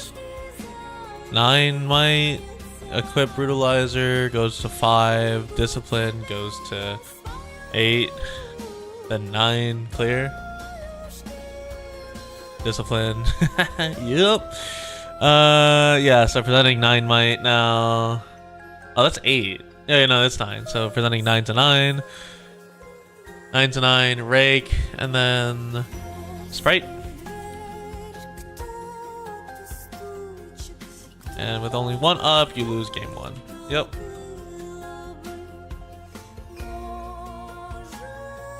That's not really anyone's fault. That just comes down to, like, the deck just ate itself, basically. Now, if you miss 2-drop here, you're pissed. On your going first windswept game, you're super pissed. Okay.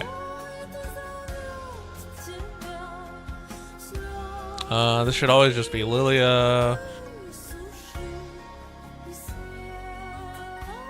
Because this is move scout, move over, play 2-drop here, tell Lilia have pump. If Lilia moves in with pump, then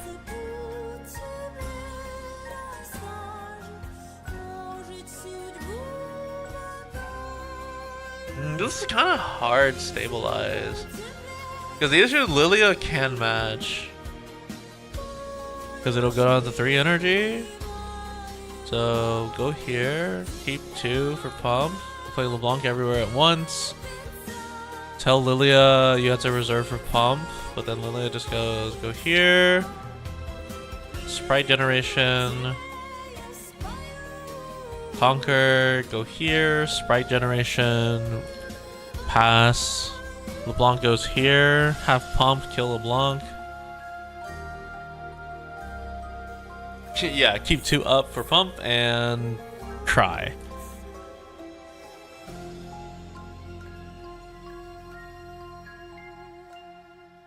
Six runes up. Or no, 8 runes up. 8 runes up because of double death knell. At 8 runes, what can you do? 8 runes? You can, if you have TTW in hand at 8 runes, you could fucking TTW, and it's a nightmare for them.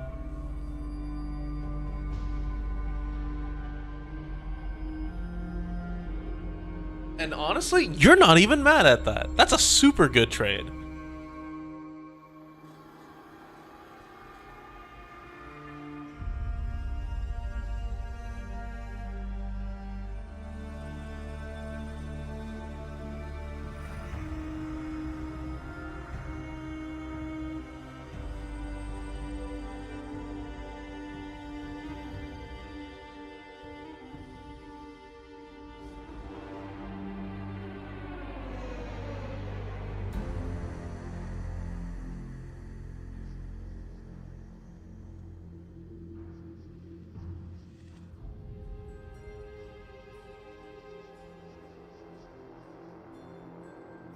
Okay.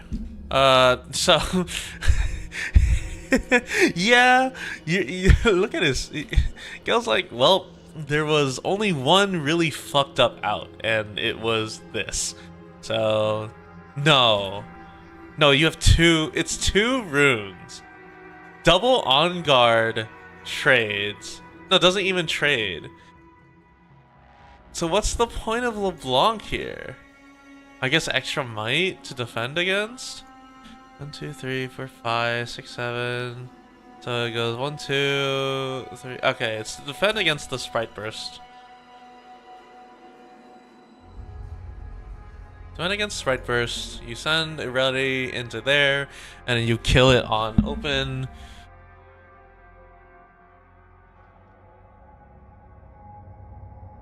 If he had double on guard, he kills the LeBlanc copy, and then he runs in like double a Sprite Burst and a Sprite and kills that, and then stabilizes the board and says fuck you.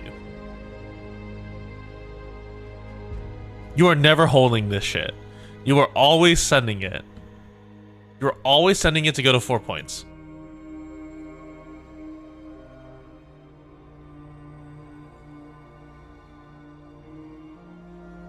You're always sending it to deny him card draw. You cannot afford to go down there. You win against every possible out. You win against Sprite Burst into Smokescreen. You win against Sprite Burst into a Sprite. So he needs to just send everything in, and you can just keep discarding.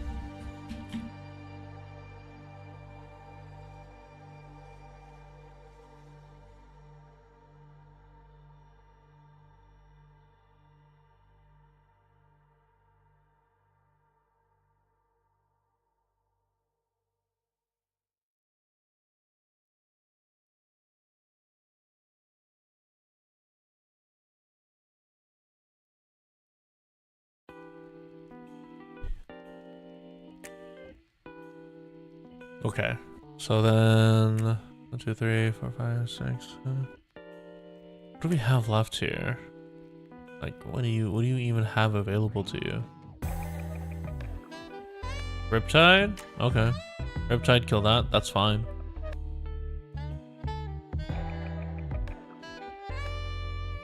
Losing the LeBlanc is A-okay for you. So Awaken, you kill that with this. Draw a card. Channel 2. Thinking on hold trigger.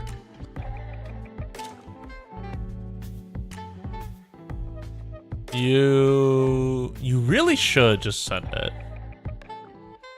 Because he needs to now commit Sprite Burst and 3 Sprites. He needs to commit Sprite Burst, a Pump, and 2 Sprites to get over this. And you have all the development in the world. This is this is such a quick discard Mixologist. Discard Mixologist to put Rune Rex right here. Send copy of TDW here. Tell your opponent fuck you.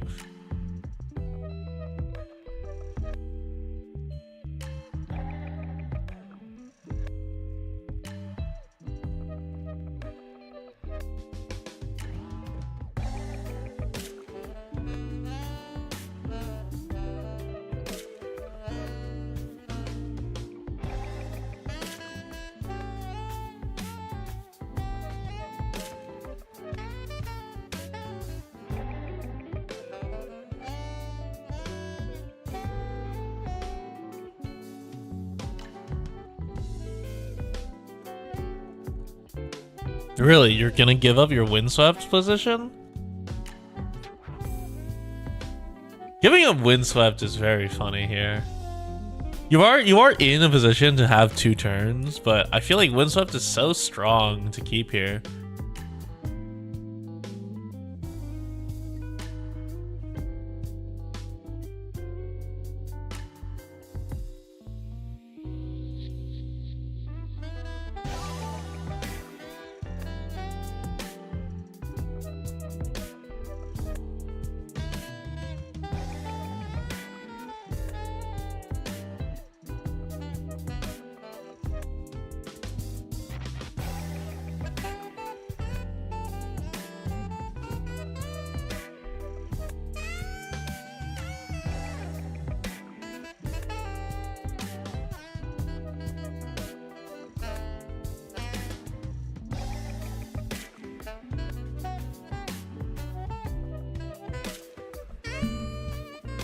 Develop glass mixologist and base. Hold 3 up.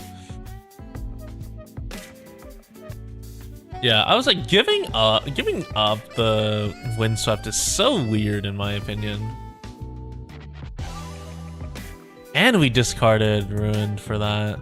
That's so odd. What are we even looking to recur in my opinion, like here? Are we really looking to recur a... Really? We're looking to recur a watchful sentry? That's so odd. 1, 2, 3, 4, 5. 5 runes up. Could be Shield Dancer. Could be Discipline. Could be both Shield Dancer and Discipline. No, Shield Dancer is 4? Oh. That's a notification.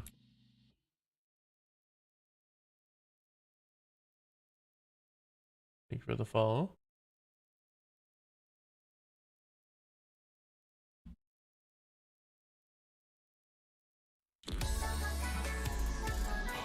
Something 8 might here. You have TDW? Tell me you have TDW. Signs are indicating TDW based on how you're oh, you don't have the runes. 1, 2, 3, 4, 5, 6. Oh, you're getting so punished. You're getting so punished for greed. Full send 12 into 8. Discipline turns that into 11. And a single on guard turns that into fuck you. And this is why I said it's so weird that he chose to give up Windswept. If I'm reviewing this game, the moment you lost the game is when you gave up Windswept Hillock.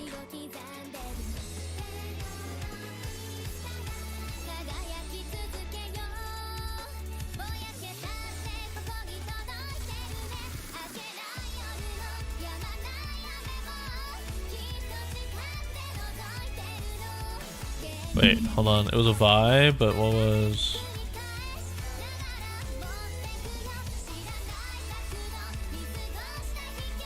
Because it's presenting 12 to 12.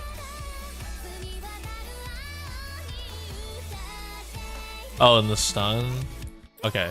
Stun for copy and win. Okay. Okay. So, in almost every line, you lose there. Except in the Vi line, which, to be fair, is my fault. The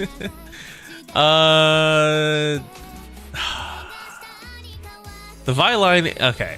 So with Vi in hand, yes, the correct line is always move back, force your opponent in. If they go split up their forces, they lose to the might on board, so they have to stack on Windswept to stall. And then yeah, the Vi line is correct. Holy shit, I didn't think the Vi line was there.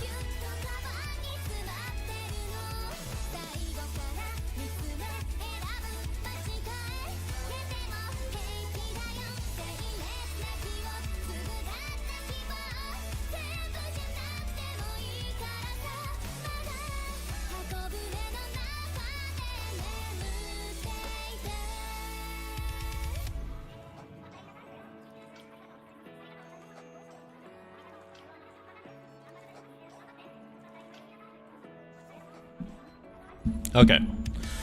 Pile shuffle. Let's speed this up. Oh, what the fuck? Okay, so we're on aspirants. Aspirants to cancel out the arena's got it. God damn it, stop doing this shit. Okay, so we're going to 9 points.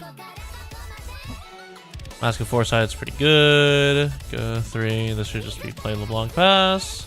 Actually, no, play long pass no longer works. This should be 2-drop pass. Or dignitary. Anything that doesn't deramp you.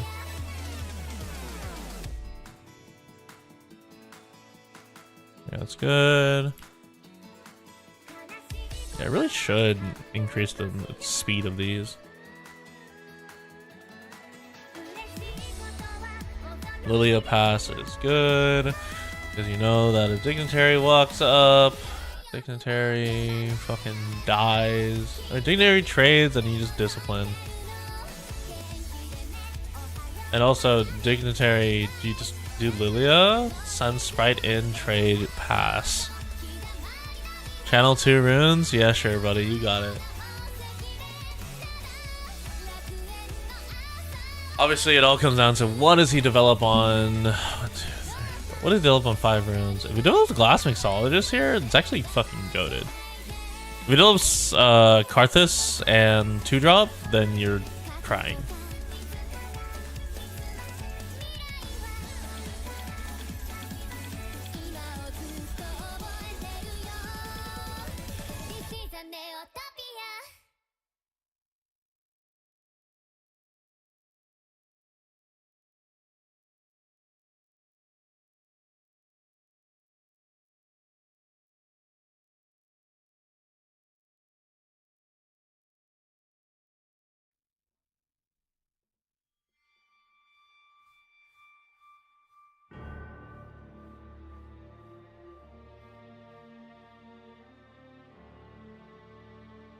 Okay.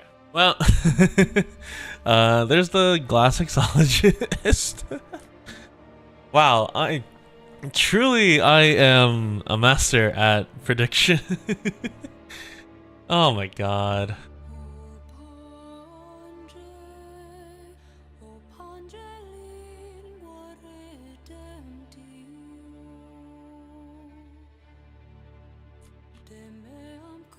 Yeah, so you no longer want to touch this. You don't want to touch anything related to that. 1, 2, 3, 4, 5. So move in.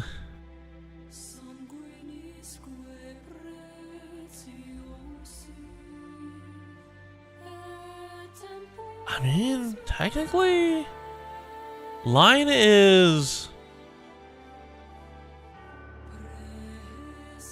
move, sprite. Sprite burst, sprite. 1, 2. Ooh, sprite fountain. Interesting. So sprite.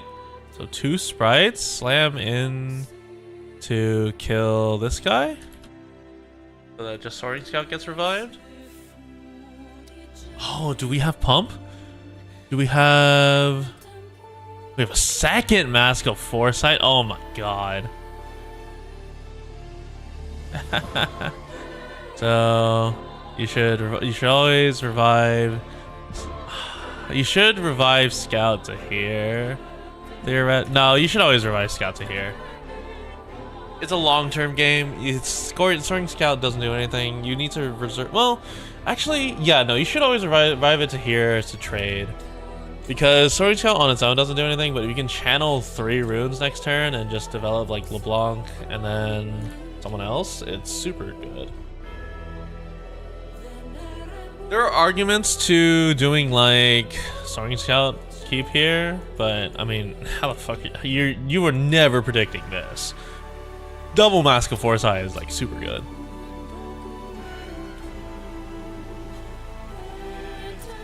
One, 2, 3, 4, 5, 6, 7. Are you? No. Oh, 8 and 1. You're playing Rift Herald. Interesting. Rift Herald's good. Pass. Rift Herald saying, "Hey, here's a 7 might bozo."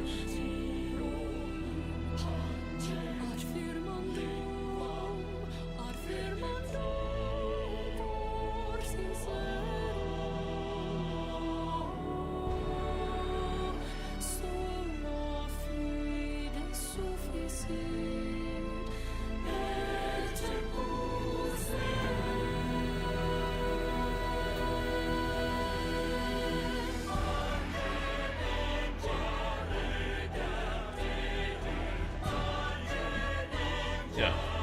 Send that to Conquer. I mean, you were never keeping the Lilia here. Sadness using a sprite does the same thing. You shouldn't, and then you can like smoke and mirrors that shit too. If you have 2 smoke and mirrors, you can send that in because this has 5. Then that goes there, and then you do it again.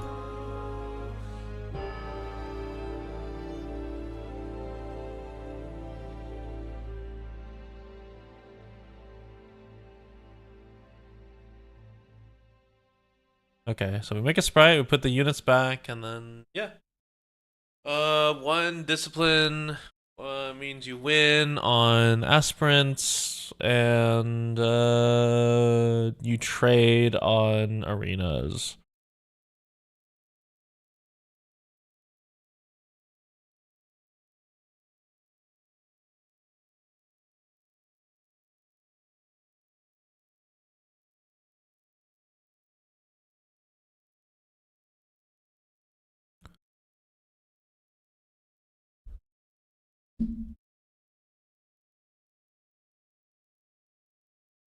Oh, and they charmed him. Do we have discipline? If we're charming him here, we have discipline, right? Surely.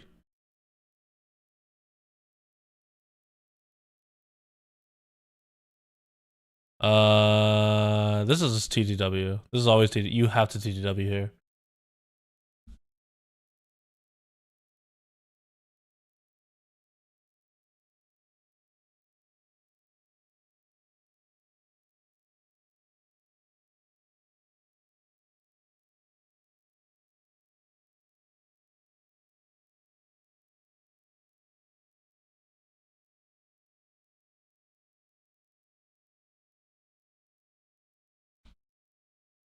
Yeah.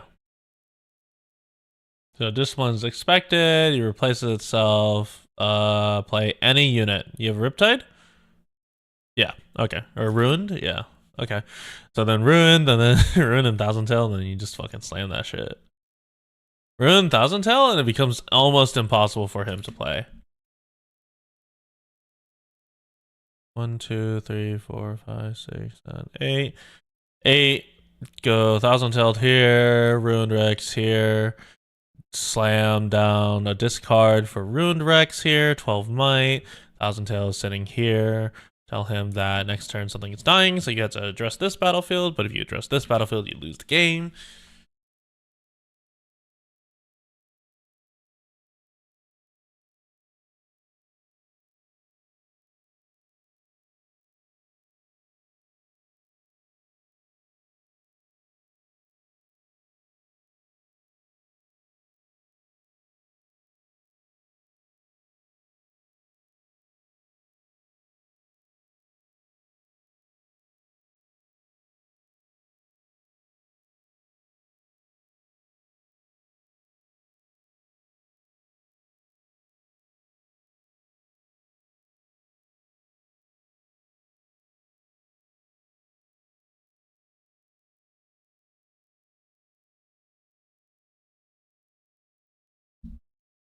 Yeah, make a copy, discard Soaring.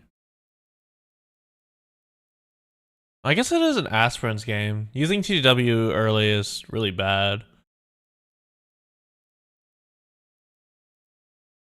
To be fair, I don't know why I called that line. That line's terrible, actually. That's so on me. This is a hidden blade. This is a hidden blade draw too. Sack this fucker. Or sack the Lilia. Reaction to move trigger, sack Lilia.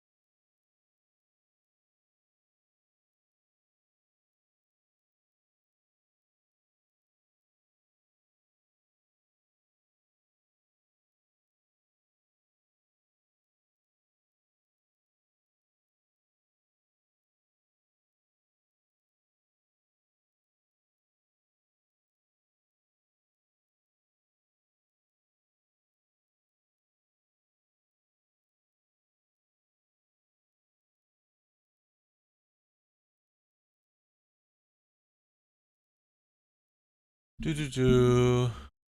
Okay. So something sprite in. Oh my god. Really? I mean, you just had the fucking nuts. Triple Mask of Foresight? Are we. Let's be so real here. This Poro defends for 7 now. Sorry, 6. This Poro defends for 6 now. Disgusting.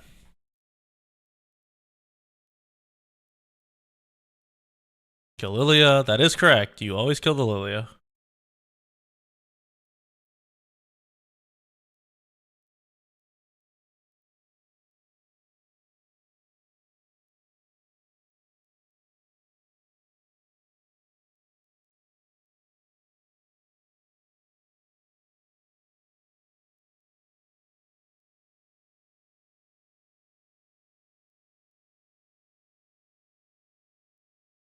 Hmm? Wait, am I crazy?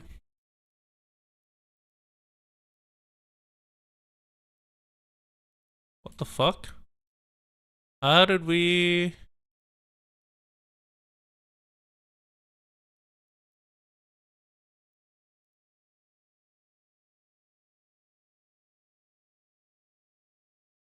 Okay, I see. Alright, second discipline was played. Okay, that's fine. So he's gonna hit a blade to kill it. Does the same thing as playing it next turn, so that's fine.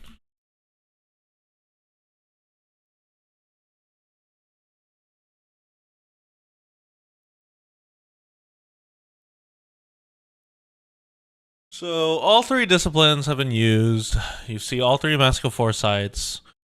You have not seen a single Sprite Burst because Gale is holding it as his win condition.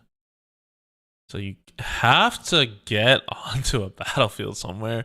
Oh my god, the Poro defending for 6 feels so ass.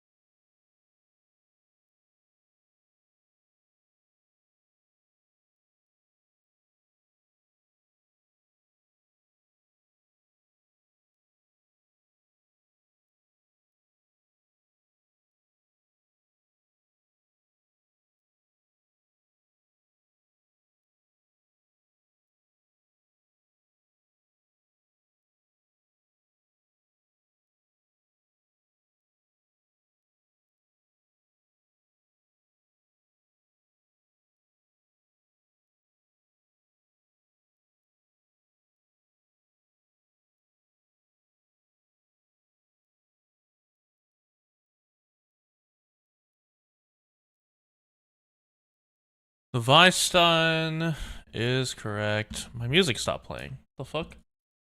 Why does it do this? Stop doing this.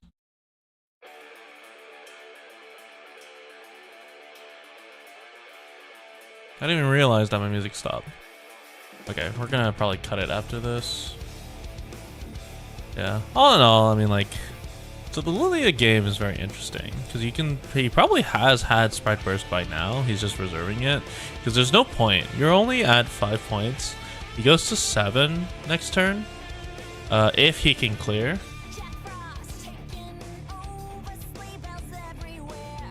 The fuck is this? Arknights? What? I don't remember this video, this music, honestly. Ooh, Riptide Rex. Okay. Presenting 14 Might. 14 Might is pretty fucking good. The issue is you lose in you lose in a Sprite Burst interaction. You really need to leave this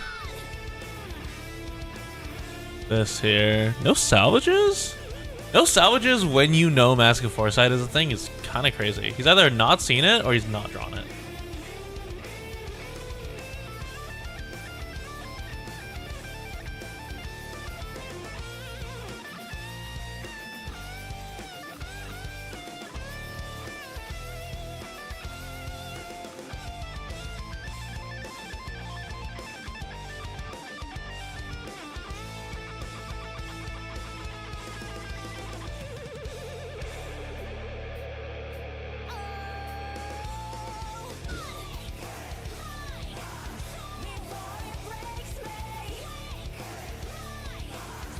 Okay. Why are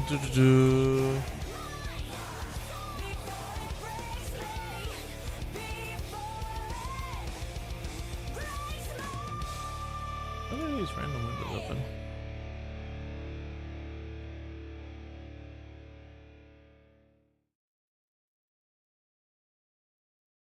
Oh, did I break the... I broke the canvas. Oops. I gotta exit.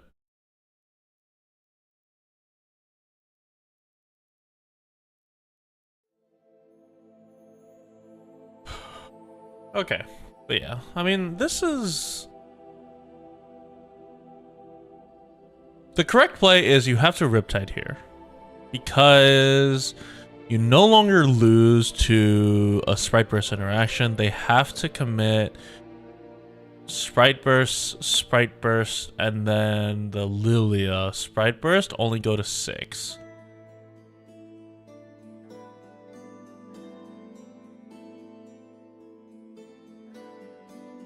And if they do that, then... Oh, and... Okay, well...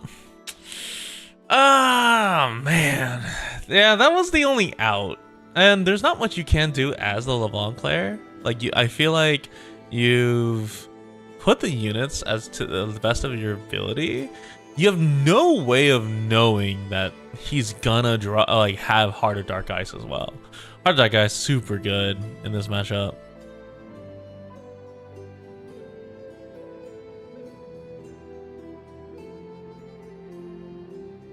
And now what? So he's able to go to 6. Does the same thing as clearing, right? So Rift Herald and Sprite Burst. And the question is, does he have something else on hold? Rift Herald walk in, 6 might, 1,000-tailed Watcher. Drawing 1,000-tailed Watcher, pretty good. This should just be 1,000-tailed Watcher, swing in.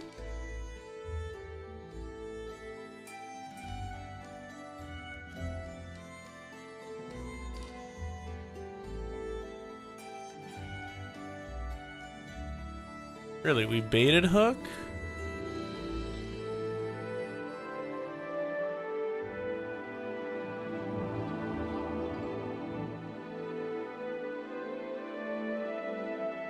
We baited Hook and we take the Janna away?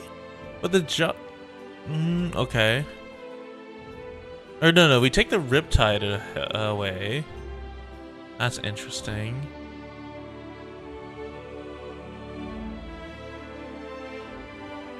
You know that you can't...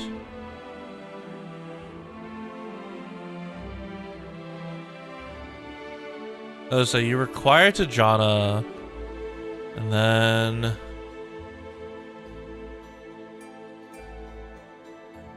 Yeah, because the 6 might, and then Janna as well, so you killed the TGW. Play the Vi, that's fine. Sprite Burst coming in with enough might, you go for a draw. And see what you have. The issue with this deck is that you don't hold, so Ashe is actually very good against this deck. The issue is just stabilizing. I'm genuinely quite impressed that the LeBlanc has been able to stabilize this far. He's like been nailing it by the skin of his teeth.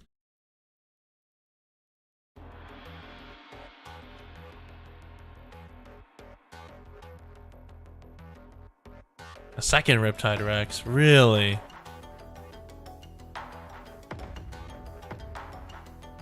Second Riptide Rex, there's nothing you can do about that. That's unfortunate. Wait, hold on.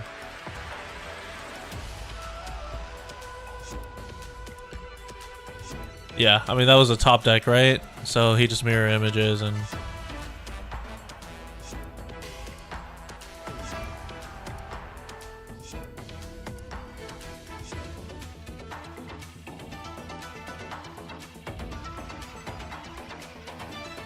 Oh, and 1,000-tailed Watcher. Yeah, 1,000-tailed Watcher. Acceleration, so we're good. And then... Oh, that was game 3? Oh, yeah, that was game 3. I'm dumb. But yeah, so... Amazed that he was able to maintain the windswept game. The only thing that saves him there is a Vi. I feel like you're always supposed to hold that, but you do run the risk of unchecked power being played and then Sprite Burst, and then you lose your ability to get into the game, so that's fair enough. But yeah, all in all, I mean, like, those are still really good games to analyze. You can really tell that the longer a game goes, especially without Seat of Power, Lilia will gas out by turn 8.